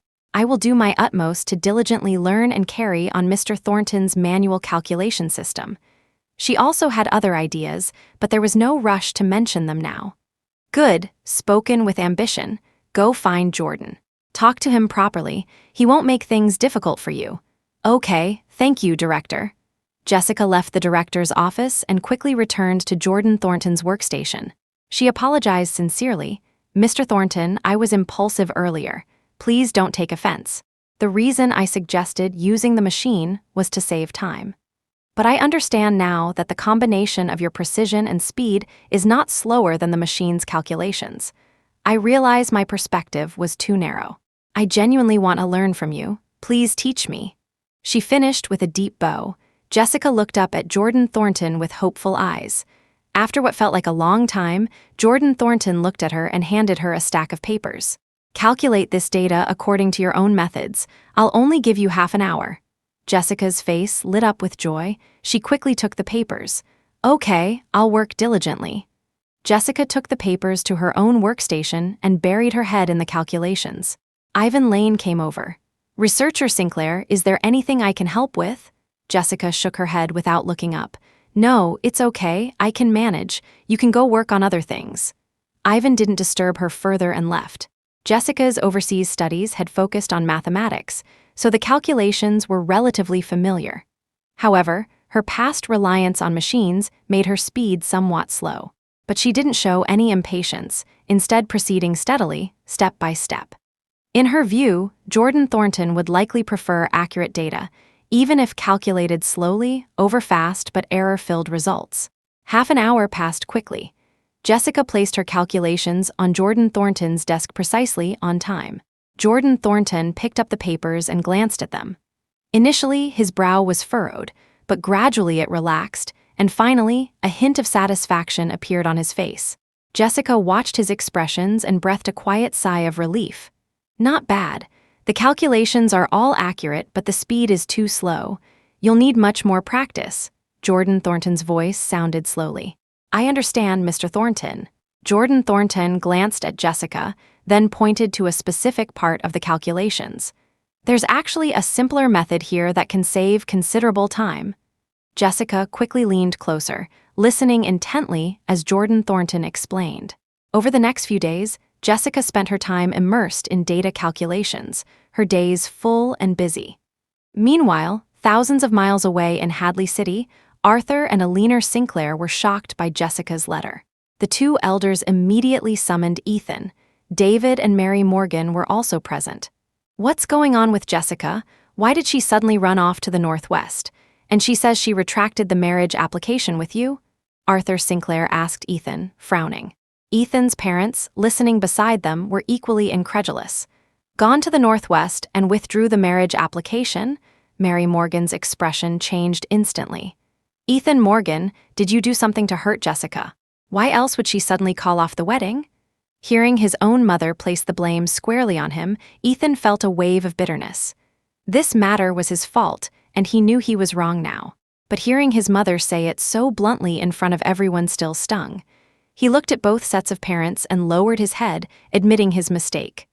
"I'm sorry, Mom, Dad, Uncle Arthur, and Eleanor. It was my fault for hurting Jessica. But please rest assured, I've already applied for a transfer to the Northwest. I will go explain things to her clearly and apologize." Arthur and Eleanor exchanged glances. They had read their daughter's letter. It mentioned both families but didn't say a single word about Ethan. Knowing their daughter, she must have been deeply hurt and completely disillusioned with Ethan. Arthur thought for a moment and said, "Are you sure you want to go to the Northwest too? Jessica's letter said everything there is confidential. Even if you go, you might not be able to find her, let alone see her." Ethan immediately replied, "It doesn't matter. As long as we're in the same place, we'll meet eventually." "Dad, you said Jessica sent a letter? What did it say? Can I see it?" Arthur hesitated, then handed the letter to Ethan. Ethan took the letter with anticipation and read it from beginning to end. It spoke of her going to the Northwest to contribute to the country's technological development and asked both sets of parents not to worry or be sad. But about him, there wasn't a single word. Ethan's heart clenched tightly, his brow nodding. "Jessica, do you really hate me this much?" Regardless, Ethan was determined to go to the Northwest to find Jessica. Neither family objected to his decision. Mary Morgan simply said, "When you see Jessica, talk to her properly. Apologize where you need to apologize." Ethan nodded. "I understand, Mom. I should get going now." Returning to the military housing, Ethan prepared to pack his things for the immediate journey to the Northwest. Just then, there was a knock on the door, accompanied by Wendy Ashworth's voice. "Ethan, are you home? There's something I want to talk to you about." These past few days, Ethan had been intentionally avoiding Wendy, keeping his distance. He didn't want her to think there was still any possibility between them. He was leaving Hadley City soon. This meeting could serve as a farewell. Thinking this, Ethan opened the door. Wendy looked somewhat pale. Seeing Ethan, she immediately asked, "I heard from people at the base that you applied for a transfer to the Northwest." "Yes, and I'm leaving in the next couple of days," Ethan replied, his voice flat. "Why suddenly go to the Northwest?" Wendy stared intently at Ethan. "Work requirements. I'm going for work." Wendy looked at the man before her, biting her lip hard. She shook her head. You're lying. You're not going to the Northwest for work. I haven't seen Jessica Sinclair around lately. You're going to find her, aren't you? Hearing Wendy use Jessica's full name so directly, Ethan frowned, his tone sharp. This is between my wife and me. It has nothing to do with you. Wendy's eyes turned red. She desperately tried to grab Ethan's hand, but he evaded her grasp. Ethan, you can't do this to me. We were the ones who were together. I worked so hard to get transferred to Hadley City, all for you. You can't just abandon me. Ethan looked at the distraught woman before him, feeling not a ripple of emotion in his heart. Wendy, I told you before, what was between us is over. My wife is Jessica Sinclair. Please stop talking like this. All right, you should go back now. I need to pack. Without giving Wendy another chance, he shut the door firmly. 5 days later, Ethan arrived at the Northwest Military District. After settling into the military housing, he started asking about the Northwest Research Institute. He was told that access to the institute was restricted. Furthermore, the staff inside couldn't come and go freely, and everything within was classified. Ethan thought, it's okay if I can't see Jessica right now. At least we're both here in the Northwest. We'll meet eventually. Half a month later, there was a bustling market day in Wrong City. Ethan happened to have the day off. He remembered the interrupted shopping trip with Jessica. On a whim, he went to the market too. He figured if Jessica managed to get out of the institute, she would definitely come here for a look around. He recalled knowing she actually loved browsing markets and shops, but in the years they dated, he seemed to have rarely gone with her. No wonder Jessica felt he didn't care about her and didn't want to marry him. Thinking this, Ethan felt a sharp pang in his chest. He wandered aimlessly through the market and noticed a pretty little trinket. Thinking Jessica might like it, he reached out to pick it up. Suddenly, a hand stretched in from his left. This trinket is lovely, shopkeeper. How much is it? Recognizing the familiar voice, Ethan was overjoyed. He turned quickly and saw the person he had been thinking about day and night. Jessica Sinclair stood before him. Jessica saw Ethan too. Surprise flickered across her face, quickly replaced by calm indifference. Their eyes met. Though only a short time had passed, it felt like an eternity. Ethan happily grabbed Jessica's hand. Jessica, I finally found you. Jessica pulled her hand away, her tone level. Why are you here? Seeing Jessica's coldness, Ethan's joy began to fade. Jessica, you. Before he could finish, 2 men approached from nearby. One, of average height and younger, spoke first. Researcher Sinclair, you walk so fast, Mr. Thornton, and I could barely keep up. He then looked curiously at Ethan. And this is? The other man, Jordan Thornton, remained silent, merely glancing at Ethan. Jessica hesitated, unsure how to introduce Ethan. Ethan spoke up himself. Hello, I'm Jessica's husband. My name is Ethan Morgan. As soon as he finished, Jessica added, to be precise, ex-husband. All 3 men froze, looking at Jessica with varying expressions. Jessica, however, seemed unfazed. She simply paid for the trinket. Then she turned to Jordan Thornton. I was planning to go to the wet market to buy some rice and vegetables. Mr. Thornton, perhaps you and Comrade Lane could head back first? Jordan Thornton replied, It's fine. It's rare we get a chance to browse the market. We'll go with you. Jessica naturally had no objection. The group effectively excluded Ethan. Before leaving, Jessica simply nodded at him. I have things to do, so I'll be going now. Without waiting for Ethan's reaction, she turned and walked away. Ethan stood rooted to the spot, bewildered. Since they started dating, this was the first time Jessica had ignored him so completely. His heart ached, but he didn't know how to explain that everything before had been a misunderstanding. He also knew he couldn't just let her leave like this, so he followed them to the wet market. When Jessica finished her shopping and came out of the market laden with bags, Ethan stepped forward to stop her. Jessica, I need to talk to you. Can we talk alone? Before Jessica could reply, Jordan Thornton spoke up. Ivan Lane, let's help her carry these things to the car first. We'll head back. Then he looked at Jessica. Don't be too late, Jessica nodded. Okay, thank you, Mr. Thornton. She handed her bags to Jordan and Ivan. After they left, she turned to Ethan. All right, let's talk over there. Jessica led Ethan to a relatively secluded spot under a large tree where there were few people. Ethan Morgan, whatever you want to say it quickly. I need to get back to the institute soon. Ethan couldn't stand Jessica's coldness towards him. Jessica, I came here to explain that there's really nothing between me and Wendy. I know you suddenly withdrew the marriage application because you felt I didn't care about you. It was my fault for not keeping my distance from Wendy, letting you misunderstand. Please don't be angry anymore, okay? Jessica was actually a little surprised by his words. She had expected him to question why she left suddenly, why she suddenly didn't want to get married. Instead, he had figured out the reason himself. But in her days in the Northwest, she had seen everyone at the Institute dedicating themselves wholeheartedly, even sacrificing sleep and meals for the country's technological advancement, especially seeing Jordan Thornton's dedication, his willingness to give everything for the nation. It made her own romantic troubles seem insignificant, so she said to Ethan, "I don't care about it anymore. Right now, I just want to focus on my work at the Institute, using my knowledge to serve the country." Ethan had never imagined this reaction from Jessica. He had always believed Jessica's feelings for him were deep. He thought if he just explained clearly, they would definitely go back to how things were. Even if she stayed in the Northwest, it didn't matter. He could stay here with her. But now, after his explanation, Jessica's expression remained just as cold, and she even said she didn't care anymore.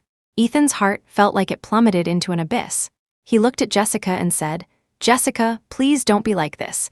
I really know I was wrong, and I've drawn a clear line with Wendy. Can we start over, please?" Seeing Ethan like this reminded Jessica of the first time she found out about Wendy. He had pleaded with her just like this then. She had softened then, believing they could grow old together. But now, she didn't care, and she didn't want to go back. "Ethan Morgan, our marriage application has been voided. Don't waste your time on me." She glanced at the sky. "It's getting late. I need to return to the Institute. I'm leaving now." With that, she left. Ethan watched Jessica walk away, his heart aching so much he could barely breathe, but he refused to give up. He didn't believe Jessica could abandon their relationship so easily. He knew her focus was on her career now. He could wait, but he would not accept that the marriage application was void. No matter what, he was Jessica Sinclair's husband. Meanwhile, Jessica returned to the Institute. She learned that her purchases had been taken to Jordan Thornton's dormitory. She went to find him, asking around and learning his room was the first one on the right on the 3rd floor. At the door, Jessica knocked. "Mr. Thornton, are you in?"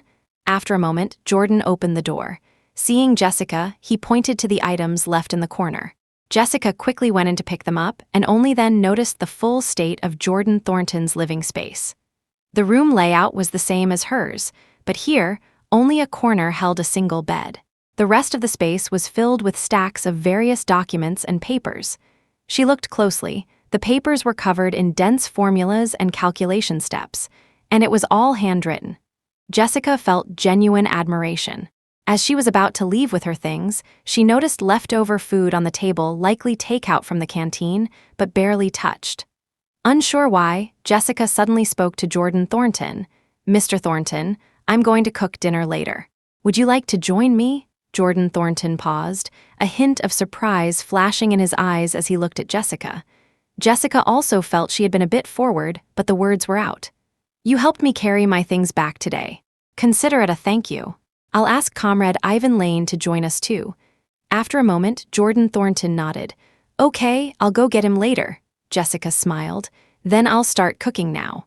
It should take about 40 minutes. We'll be ready." Jessica nodded and returned to her own dorm with her groceries. Taking a step, she turned back and asked Jordan Thornton, "Mr. Thornton, are there any dishes you particularly like? Or anything you don't eat?" Jordan Thornton thought for a moment, then shook his head. "Anything is fine. I'm not picky." As Jessica walked back, her mind was already planning the menu. Although Jordan said he wasn't picky, judging by the untouched vegetables on his table, he probably wasn't fond of things like onions. And it was clear he often stayed up late. It would be better to make something light, perhaps some bone broth soup for nourishment. 40 minutes later, Jessica placed the last dish on the small dining table. Just as she untied her apron, she heard a knock on the door. She hurried to open it and saw Jordan Thornton standing there alone. "I just went looking for Ivan Lane, but he wasn't there." Jessica quickly stepped aside to let Jordan in. "It's okay, maybe he ate at the canteen. It's fine if it's just the two of us." Jordan Thornton nodded and stepped into the room. He looked around in slight surprise. A female comrade's room could be so neat and clean, even faintly fragrant. He walked to the dining table and saw the 4 appetizing dishes. Jordan Thornton asked, "It seems you're quite a good cook." Jessica handed him a bowl and chopsticks, smiling, "Not really, I just cook often, so practice makes perfect." They sat facing each other across the table and began to eat. Jordan Thornton picked up a piece of braised pork, tasted it, and nodded. "Not bad, quite delicious." "If you like it, Mr. Thornton, please eat more." She then witnessed Jordan Thornton's eating speed. He finished his meal in about 5 minutes. She watched, dumbfounded. Jordan Thornton noticed her incredulous look. "Did I startle you? I always eat like this." Jessica shook her head, indicating she didn't mind. Having followed Jordan Thornton closely these past few days, she knew how busy he was, often lacking even time for sleep, let alone proper meals. But gobbling food down like that was bad for digestion. Jessica reached over, took Jordan Thornton's bowl, and ladled some bone broth into it. "Mr. Thornton, have some soup to soothe your throat. Drink it slowly, there's no rush." Jordan Thornton looked at Jessica, his eyes filled with warmth. He took the bowl she offered and nodded. "Okay, thank you." He consciously slowed down his pace as he drank the soup. "This soup is good." Jessica smiled and nodded. "If you like it, you can have more. There's still a large bowl left." They finished the dinner in a pleasant atmosphere. During the meal, they also discussed some work-related issues. Jordan Thornton was impressed by Jessica's sharp intuition with data and her ability to extrapolate and think critically. He became very willing to teach her his calculation system wholeheartedly. He hoped she could carry on his legacy. Jessica, while learning diligently, actually had her own ideas. Jordan Thornton's calculation method was highly precise, but if it could be combined with the speed of a machine, it would truly multiply their efficiency. However, she wouldn't mention this to Jordan Thornton just yet. She planned to write a detailed proposal in a couple of days. Then she would discuss it with him properly. She just wondered if he would accept it. "Jessica, what are you thinking about?" Jordan Thornton's sudden voice broke Jessica's train of thought. She quickly looked back at him. "Nothing, sorry, Mr. Thornton, I accidentally spaced out." Jordan Thornton frowned slightly and stood up. "Thank you for dinner tonight. It was delicious." Jessica quickly replied modestly, "I'm glad you enjoyed it, Mr. Thornton." Jordan Thornton nodded. "Then I'll be going." "Okay, goodbye, Mr. Thornton." Jessica saw Jordan Thornton out, then returned to clear the table and wash the dishes. After tidying up and taking a shower, Jessica sat down at her desk and began writing the proposal she had been contemplating for so long. She tried to make it as detailed as possible, determined to convince Jordan Thornton to approve her plan. 2 days later, early in the morning, Jessica took her proposal to find Jordan Thornton. Jordan Thornton looked at it, a hint of confusion in his eyes. "What's this?" He took it and flipped it open. He saw the title, "How to Combine a More Precise Calculation System with Machines." Just seeing this, Jordan Thornton's face darkened. He looked up at Jessica. "Tell me, what is this? You still haven't given up on machines?" He slammed the proposal down on the table, making a loud noise. Instantly, colleagues at other workstations looked over. Jessica felt mortified. She had suspected Jordan Thornton might be angry, but she hadn't expected him to be this angry. And to lash out at her like this in front of everyone, without even hearing her explanation. But now wasn't the time to dwell on that. She took a deep breath and looked at Jordan Thornton with determination. "Mr. Thornton, could you please let me explain this proposal in detail first? I promise, if you still don't agree with my idea after I've finished, I will never mention it again." Jordan Thornton stared intently at Jessica. After a long pause, he said, "I'll give you one chance. Tell me exactly what you're trying to do." Jessica's heart leaped with joy. Just giving her a chance was enough. She picked up the proposal, opened it in front of Jordan Thornton, and said, "Mr. Thornton, I've thought about it. Your calculation system is very precise, and while its speed is already fast, it's still far from the speed of a machine. So I thought, if we could teach the machine your calculation system, we could increase the speed significantly. It would truly multiply our efficiency." "Teach the machine my calculation system?" Jordan Thornton frowned, his mind rapidly considering the feasibility. He immediately thought of a problem. "But even if this method works, how do we teach the machine? We don't have anyone here who understands machine operations and programming." Hearing him say this, Jessica quickly asked, "Does that mean you agree with my idea, Mr. Thornton?" Jordan Thornton looked at the beaming Jessica. He did think the method was feasible, but don't get too excited. Just having this proposal is useless without the relevant technical personnel. The leadership won't approve the budget for this, and it's a significant amount. Jessica looked at Jordan Thornton, her eyes shining. What if I could save the Institute the cost of hiring relevant technical personnel? What do you mean? Jordan Thornton met Jessica's gaze, and suddenly something clicked. Are you saying you know machine operation and programming? Jessica nodded.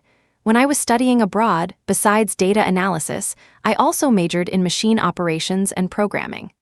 Jordan Thornton looked at Jessica, genuinely surprised. He hadn't expected this slender female comrade to possess such skills. In that moment, he truly felt it. Approving her application to join the Northwest Research Institute had been absolutely the right choice. Jordan Thornton didn't waste any time. He picked up the proposal and stood up to leave. Jessica, confused, grabbed his arm. "Mr. Thornton, where are you going?" Jordan Thornton gently pulled her along with him. "We're going to see the director. You'll explain everything to him again in detail." Jessica knew Jordan Thornton had agreed. She nodded eagerly. "Okay, I'll do my best to persuade the director." They went together to the director's office. With Jordan Thornton present, Jessica explained her proposal in detail to the director again. After she finished, Jordan Thornton spoke. "I think Jessica's idea is worth adopting. However, it's a major undertaking and will require the Institute's full support." The director looked through Jessica's proposal, silent for a long time. Jessica felt anxious. If the Institute didn't agree then, but it seemed unlikely. If this plan succeeded, it would have tremendous significance for the nation's technological research. Perhaps this technology could even lead the world. Of course, there were many practical factors to consider, one of which was funding. After what seemed like a long time, the director finally looked up at Jessica and Jordan Thornton. He said, "I will submit this proposal to the higher authorities and do my best to secure funding for you. But I cannot guarantee the final outcome. You must both maintain a realistic mindset." "Understood. Thank you, Director," Jordan Thornton said, then led Jessica out of the office. On the way back to their workstations, Jessica looked at the frowning, thoughtful Jordan Thornton beside her and spoke gratefully. "Mr. Thornton, thank you for believing in me and supporting me just now." Jordan Thornton glanced back at her. "I'm not doing it for you. As long as what you do advances the Institute's research mission, I will support it." Jessica nodded. "I know, but thank you anyway." Over the next few days, they both waited for news from the director. One day, Jessica unexpectedly learned from Ivan Lane that Jordan Thornton's 30th birthday was in a few days. She thought about buying him a gift to express her gratitude for his help during this time. The Institute had a day off soon, so she could go out and look for something suitable on the street. But as soon as she got to the street, she ran into someone she didn't want to see, Ethan Morgan. Ever since their last encounter, Ethan had been wondering when Jessica might leave the Institute. So, whenever he had free time, he would go near the Institute entrance, careful not to linger too long to avoid suspicion. His persistence paid off. After another half-month, he saw her again. Ethan realized a pattern. The Northwest Research Institute staff normally couldn't leave, except for one day every half-month, and even then, it required an application and questioning. Ethan quickly walked up to Jessica. "Jessica, I guessed you might come out today, so I waited here for you." Jessica was speechless. "Why were you waiting for me? I've already told you everything clearly. There's nothing left for us to talk about." "No, Jessica, you're just angry with me right now. I don't believe you can just throw away our years of relationship like this." A shadow crossed Ethan's eyes as he looked at Jessica. "Ethan Morgan, how many times do I have to tell you before you believe me? I've completely given up on you. I have no hope left. You didn't do anything unforgivable. It's just that, comparatively speaking, you care more about Wendy Ashworth." "No, I only care about you," Ethan insisted again. Jessica shook her head. "It's pointless to talk about this now. I have things to do, so I'm leaving." She started to walk away, but Ethan grabbed her arm. He dropped the previous topic and asked, "Where are you going? I drove. I can give you a lift." "No need, I can manage." Ethan interrupted. Your parents called a couple of days ago asking about you. I said I'd have you call them back when I saw you. How about today? Jessica paused, then said, I understand, I'll call them back. Jessica, do you really dislike me that much? I just want to give you a ride and call home together. Is that not okay? Ethan felt hurt by Jessica's continued coldness. Jessica checked the time. She still needed to buy a gift for Jordan Thornton and didn't have time to waste with Ethan. She thought for a moment, then finally agreed to let him drive her to the largest mall in Wrong City. Fine, a ride is just a ride. It won't hurt, and it saves me taxi fare. Seeing Jessica agree, Ethan's face lit up. He quickly opened the passenger door for her. Jessica glanced at him, said thank you, and got in. Ethan immediately got in from the other side. Where to? The mall. Ethan nodded and drove towards the city center. After parking, Ethan got out of the car with Jessica. Seeing him get out too, Jessica decided not to rush her gift shopping. Instead, she went directly to a small shop front. Excuse me, I'd like to use your phone to make a call. Sure. Local calls are 10 cents, long distance is 20 cents. Jessica nodded and dialed the number for her parents' home, thousands of miles away. Ethan walked over and stood beside her, watching. Soon, the call connected. It was her father's voice. Jessica spoke, Dad. Her father paused for a second then. Is that Jessica? Are you doing okay over there in the Northwest? Jessica had thought her parents might scold her, even slightly, for suddenly coming to the Northwest. But instead, they only cared about whether she was doing well. They had no complaints about her decision. Jessica felt a pang of guilt. Dad, I'm doing very well here, don't worry. Please take good care of yourselves at home too. Don't you worry about us, we will, her father replied. He paused, then added, by the way, Ethan went to the Northwest too. Have you seen him? Jessica glanced at Ethan standing beside her. He's right here next to me. So, you too. Dad, please don't say any more. It's impossible between us. I gave him a chance before, and he didn't cherish it. Hearing her words, Ethan's face turned deathly pale. He wanted to say something, but knew he no longer had the right. But his heart ached terribly, and he still didn't want to give up. He truly couldn't lose Jessica. If she wouldn't forgive him, he could wait a lifetime if necessary. After hanging up, Jessica turned to Ethan. You gave me a ride, we made the call. I still need to buy something. You don't need to follow me anymore. She turned and walked towards the mall. Ethan stood there, watching her leave him once again. He closed his eyes, his heart feeling like it was being torn apart. Jessica ignored Ethan's turmoil and focused on finding a birthday gift for Jordan Thornton, a way to thank him for his help recently. She looked at many things and finally chose an aromatherapy diffuser with a sandalwood scent, known to aid sleep.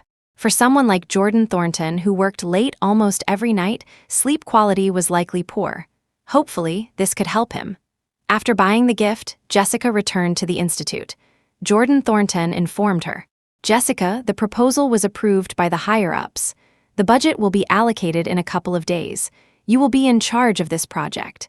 Any problems with that? Jessica's eyes curved into a happy smile, her tone full of confidence and determination. Mission accepted. I guarantee completion.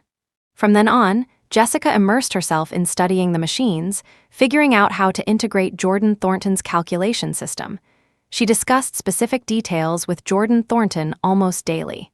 She practically lived at work, often staying very late before returning to her dorm. Time flew by, and soon it was Jordan Thornton's birthday. Jessica brought his gift with her to work. As she reached the entrance of their work building, she heard colleagues inside teasing Jordan Thornton. I say, Comrade Thornton, you're turning 30 today, still no girlfriend. Want me to introduce you to someone?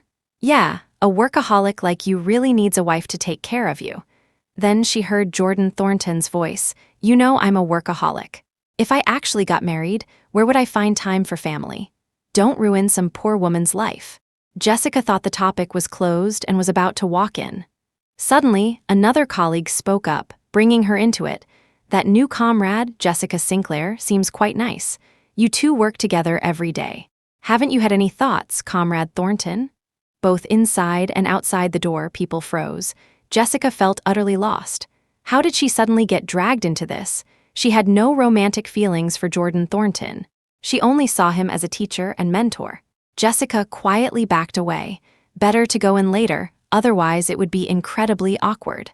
Luckily, no one seemed to notice her standing there, but fate seemed determined to make her uncomfortable. Just as she took a step back, a loud voice boomed from behind her. It was Ivan Lane. "Researcher Sinclair, why are you standing at the door and not going in?" His voice carried, and everyone inside turned their gaze towards the entrance. Jessica closed her eyes, wishing the ground would swallow her whole. Steeling herself, Jessica walked in, barely daring to look at Jordan Thornton, feeling overwhelmingly awkward. "Jessica Sinclair, what are you dawdling for? We have a lot to do today. Get over here," Jordan Thornton called out to Jessica, his tone strictly professional. Jessica immediately snapped back to work mode. "Oh, right away." She pushed aside all distracting thoughts and focused entirely on her work. The surrounding colleagues saw the two engrossed in their tasks and didn't say anything further. After all, the earlier teasing was their own doing. They could play matchmaker, but couldn't force anything. Things had to develop naturally. Jessica had no spare time to dwell on the earlier incident, constantly engrossed in programming the machines. It wasn't until lunchtime that she finally took a breather. When Jessica looked up, her colleagues had all gone to eat, leaving only her and Jordan Thornton. She thought about the gift in her bag but hesitated, worried that giving it to him now might make him misunderstand her intentions. Just as Jessica was grappling with her dilemma, she heard Jordan Thornton ask, "Do you still have questions?" Jessica quickly shook her head. Jordan Thornton looked at her hesitant expression, seemed to realize something, and said, "Don't mind what the colleagues said this morning. Just focus on doing your job well, don't overthink other things. I'll explain things clearly to them. Don't worry about it." Jessica looked into Jordan Thornton's dark, steady eyes and quickly replied, "I don't mind. I was just worried it might trouble Mr. Thornton. I hear things like that almost every year. I'm used to it. I just want to focus on my research. I have no interest in other things." Jessica paused.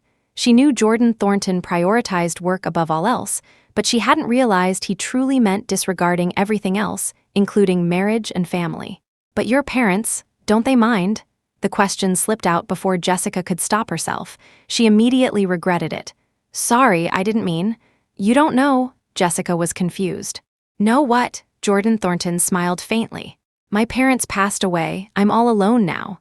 Jessica was stunned, unsure what to say. I didn't know. I'm sorry." Jordan Thornton didn't seem bothered. He gathered his things from the table and stood up. "Let's go eat." Jessica took a second to react. By the time she stood up, he was already several steps ahead. She quickly grabbed the gift from her bag and caught up, saying, "I know today is your birthday, so I bought you a gift. I hope you don't mind." She handed him the aromatherapy diffuser. Jordan Thornton stopped and looked at the object in her hand. He took it. "Thank you." He examined it closely. "What is this?" Jessica explained its function and how to use it as they walked. By the time they reached the canteen, Jessica had finished explaining. Jordan Thornton carefully placed the gift in the pocket of his work jacket. He smiled at Jessica. "Thank you, I like it very much." Just as they stepped into the canteen, a loud boom suddenly erupted, shaking the entire ground. Jessica momentarily lost her balance and nearly fell, but Jordan Thornton quickly grabbed her wrist, steadying her. "What was that?" Both Jessica and Jordan looked towards an area not far from the institute. Black smoke billowed into the sky from that direction. People rushed out of the canteen to see. Was that an explosion somewhere? That was loud. That direction seems to be the restricted minefield area. Did someone wander in, or? Everyone looked worried. Jessica gazed towards the smoke, feeling uneasy too. Hopefully, it was a controlled mine-clearing operation by the military. Hopefully, no one was hurt. Afterward, everyone went back to their routines, but the worry about the minefield lingered. Everyone feared for their loved ones. The director learned about the situation and quickly reassured everyone, then sent people to investigate. It wasn't until evening that Jessica heard snippets of news from others. It really was the minefield that exploded. Initially, no casualties, but during the last clearance, a soldier misjudged and didn't retreat in time. A commander saved him, but now that commander is in the hospital, life or death uncertain. I heard that commander only recently arrived in the Northwest. His surname is something like Morgan. Hearing this, Jessica instinctively froze. Morgan just arrived in the Northwest. Could it be Ethan Morgan? Startled, Jessica didn't say anything but turned and walked towards the director's office. She entered the office and saw Jordan Thornton was also there. "Director, I wanted to ask about the minefield explosion today. I heard someone was injured. Who was it?" The director looked at Jessica. "It was a young soldier named Ethan Morgan." "Why, do you know him?" Jessica's heart sank. It really was him. "Yes, I know him. How is he now? Can I apply to go see him?" Once inside the Northwest Research Institute, personnel generally couldn't leave unless for critical personal matters. So the director didn't immediately agree. Jordan Thornton glanced at Jessica and spoke up. "Perhaps I could accompany her to take a look. If everything's all right, we'll return immediately." Finally, the director nodded. Jessica and Jordan Thornton arrived at the hospital and found Ethan still in surgery. She asked a comrade waiting outside, "How is Ethan Morgan?" The comrade, a tall man, looked at Jessica and seemed to guess her identity. When Ethan first arrived in the Northwest, this comrade had asked him, "You had it good in Hadley City, why come to the Northwest?" Ethan had replied, "I came to find my wife. I did something wrong and hurt her. I came to ask for her forgiveness." Later, he heard Ethan asking about the Northwest Research Institute, and recently, he hadn't seen him interacting with any other female comrades. For a female comrade to suddenly show up now, it could only be his wife. The comrade glanced briefly at Jordan Thornton beside Jessica but didn't comment. He simply answered her earlier question. Ethan was injured in the explosion. He's still in surgery. We won't know the specifics until the doctor comes out. Jessica had promised the director she would just check on Ethan at the hospital and return if he was okay. But with Ethan still in surgery, she hesitated. She said to Jordan Thornton, "Mr. Thornton, perhaps you could go back first and inform the director. I'll wait here until the surgery is over." Jordan Thornton considered for a moment, then said, "It's all right, I'll wait with you." Jessica nodded. They sat down together to wait. The surgery lasted a very long time, ending only as dawn broke the next day. Such a long surgery made Jessica worried. Although she no longer had romantic feelings for Ethan, they had been childhood friends. Moreover, he had come to the Northwest primarily because of her. And their parents back in Hadley City didn't know Ethan was injured. If something terrible happened, she didn't know how she would tell them. When the exhausted doctor finally emerged, Jessica heard him say, "The patient was severely injured, but his life is no longer in danger." That's good. Thank you, doctor." The comrade's face showed immense relief, and Jessica also let out a breath she hadn't realized she was holding. Since they had to get back to work, Jessica and Jordan Thornton didn't stay long at the hospital before returning to the institute. She decided to visit Ethan again during the next break. 5 days later, it was a designated rest day. Jessica went to the hospital again and found Ethan awake. He seemed stunned when he saw Jessica, then his face lit up. "Jessica, you came. My comrade told me you visited before. I could hardly believe it. I knew you still cared about me." Jessica placed the fruit basket she bought on the way beside his bed and sat down in the chair next to it. "We know each other. When I heard you were injured, it was only right to come and see you. There's no other meaning. Don't overthink it." The smile on Ethan's face dimmed for a second, then reappeared. "It doesn't matter. As long as you're willing to come, as long as you're not avoiding me, that's enough." Jessica didn't want to get caught up in this topic again and changed the subject. "How are your injuries?" She saw his leg elevated high and bandages wrapped around his head. "Was it your leg that got hurt?" "It's nothing, just minor injuries. The leg will heal in 10 days or half a month. Don't worry." Jessica nodded. Thinking of something else, she asked, "Should we let Aunt Mary and Uncle David know?"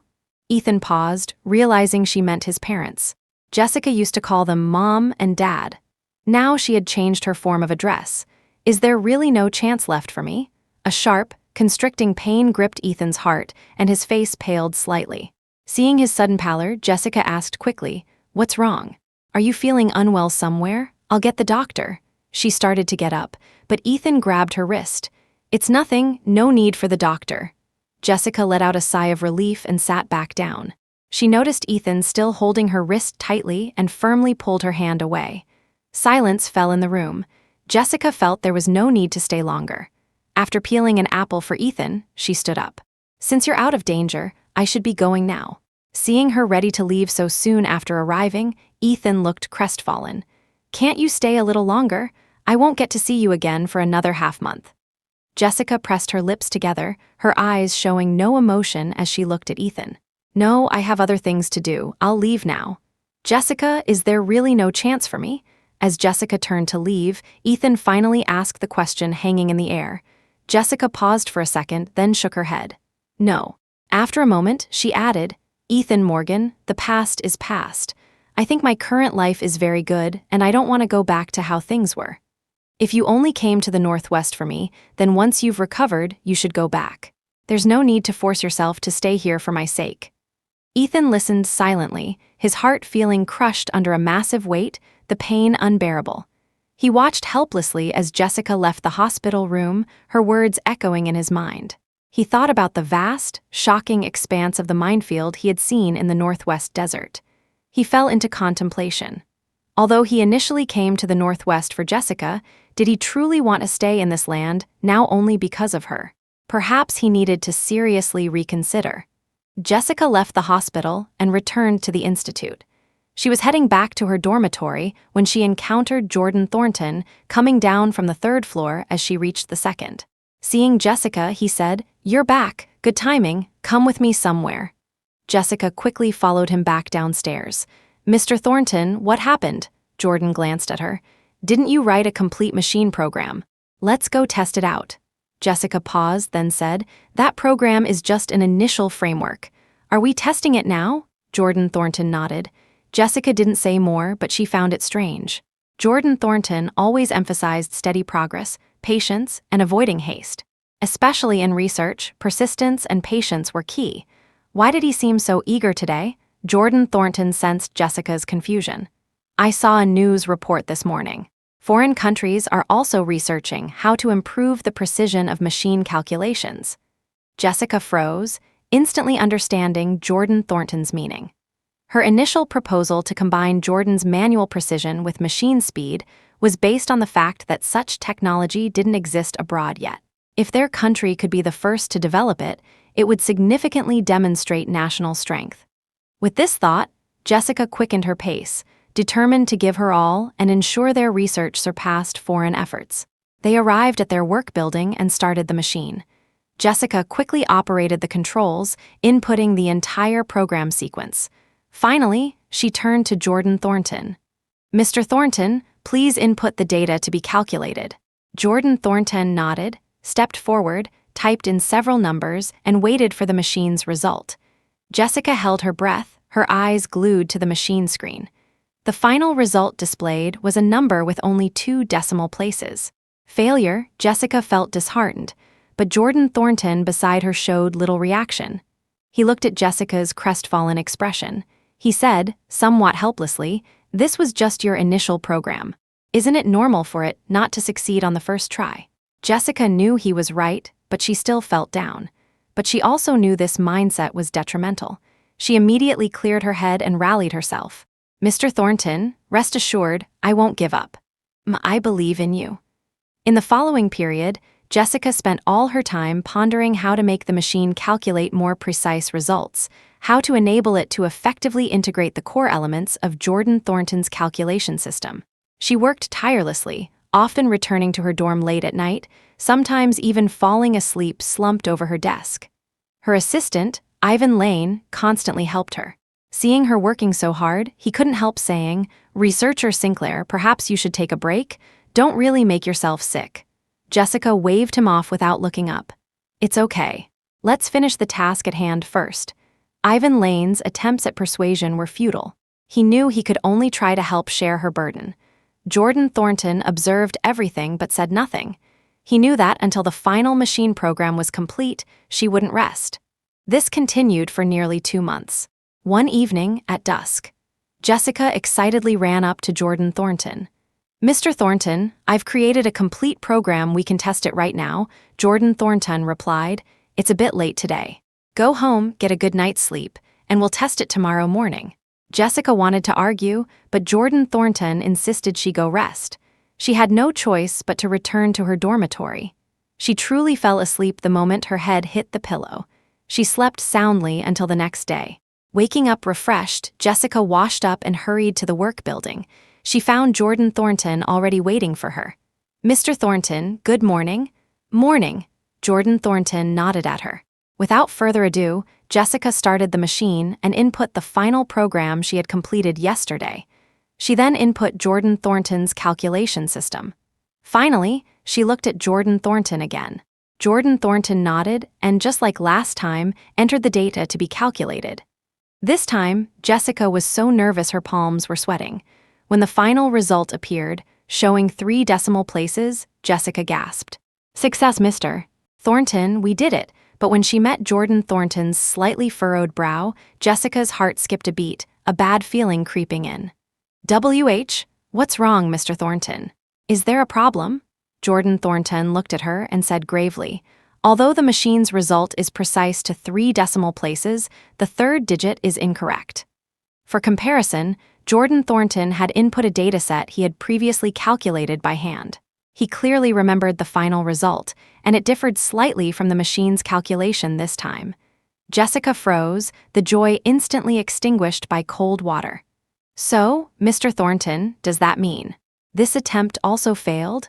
Jordan Thornton looked at the disheartened Jessica and shook his head. It's not entirely a failure. I don't understand machine programming, but I feel it's likely just some minor details that went wrong. So what you need to do now is not be discouraged, but go through everything again from the beginning and find the source of the problem. Jessica looked at Jordan Thornton, who remained composed under any circumstances. Somehow, she didn't feel quite so discouraged anymore. She thought, I've come this far, I absolutely cannot give up. So she called Ivan Lane over, and together they meticulously reviewed all the programming work done over the past weeks.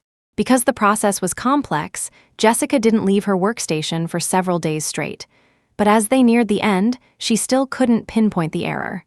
The closer they got, the more anxious she felt. Jordan Thornton saw her expression. During mealtime, he proactively started talking about his own experiences. Jessica, did you know that when I first started calculating data, I was just like you now? No matter how I calculated, I couldn't get the precise answer. Do you know why? Jessica shook her head, indicating she didn't know. Because of ambition. Back then, I was too eager to calculate the correct answer, and I lost my usual composure. Later, I realized that researching data is my lifelong pursuit. Even if I succeed this time, there will be a next time. If I calculate the correct answer now, does that mean I stop calculating forever? Jessica paused, listening to his words, then understood. She looked at Jordan Thornton gratefully. Thank you, Mr. Thornton. I understand now. She had been too focused on wanting the machine to produce precise results, pushing too hard. If she succeeded this time, would she just stop progressing? Would she stop researching projects? Conversely, if she failed, should she just give up and leave the Northwest Research Institute? Any researcher builds upon countless failed experiments, and she was just beginning. Once Jessica adjusted her mindset, things proceeded much more smoothly. 2 days later, Jessica successfully identified the cause of the error and made adjustments. The final test was conducted in front of all the Institute staff. Jordan Thornton input the calculation data again. In less than 10 minutes, the machine screen accurately displayed the final answer. Seeing Jordan Thornton nod with a smile, Jessica felt an immense sense of relief. A wave of thunderous applause erupted around them.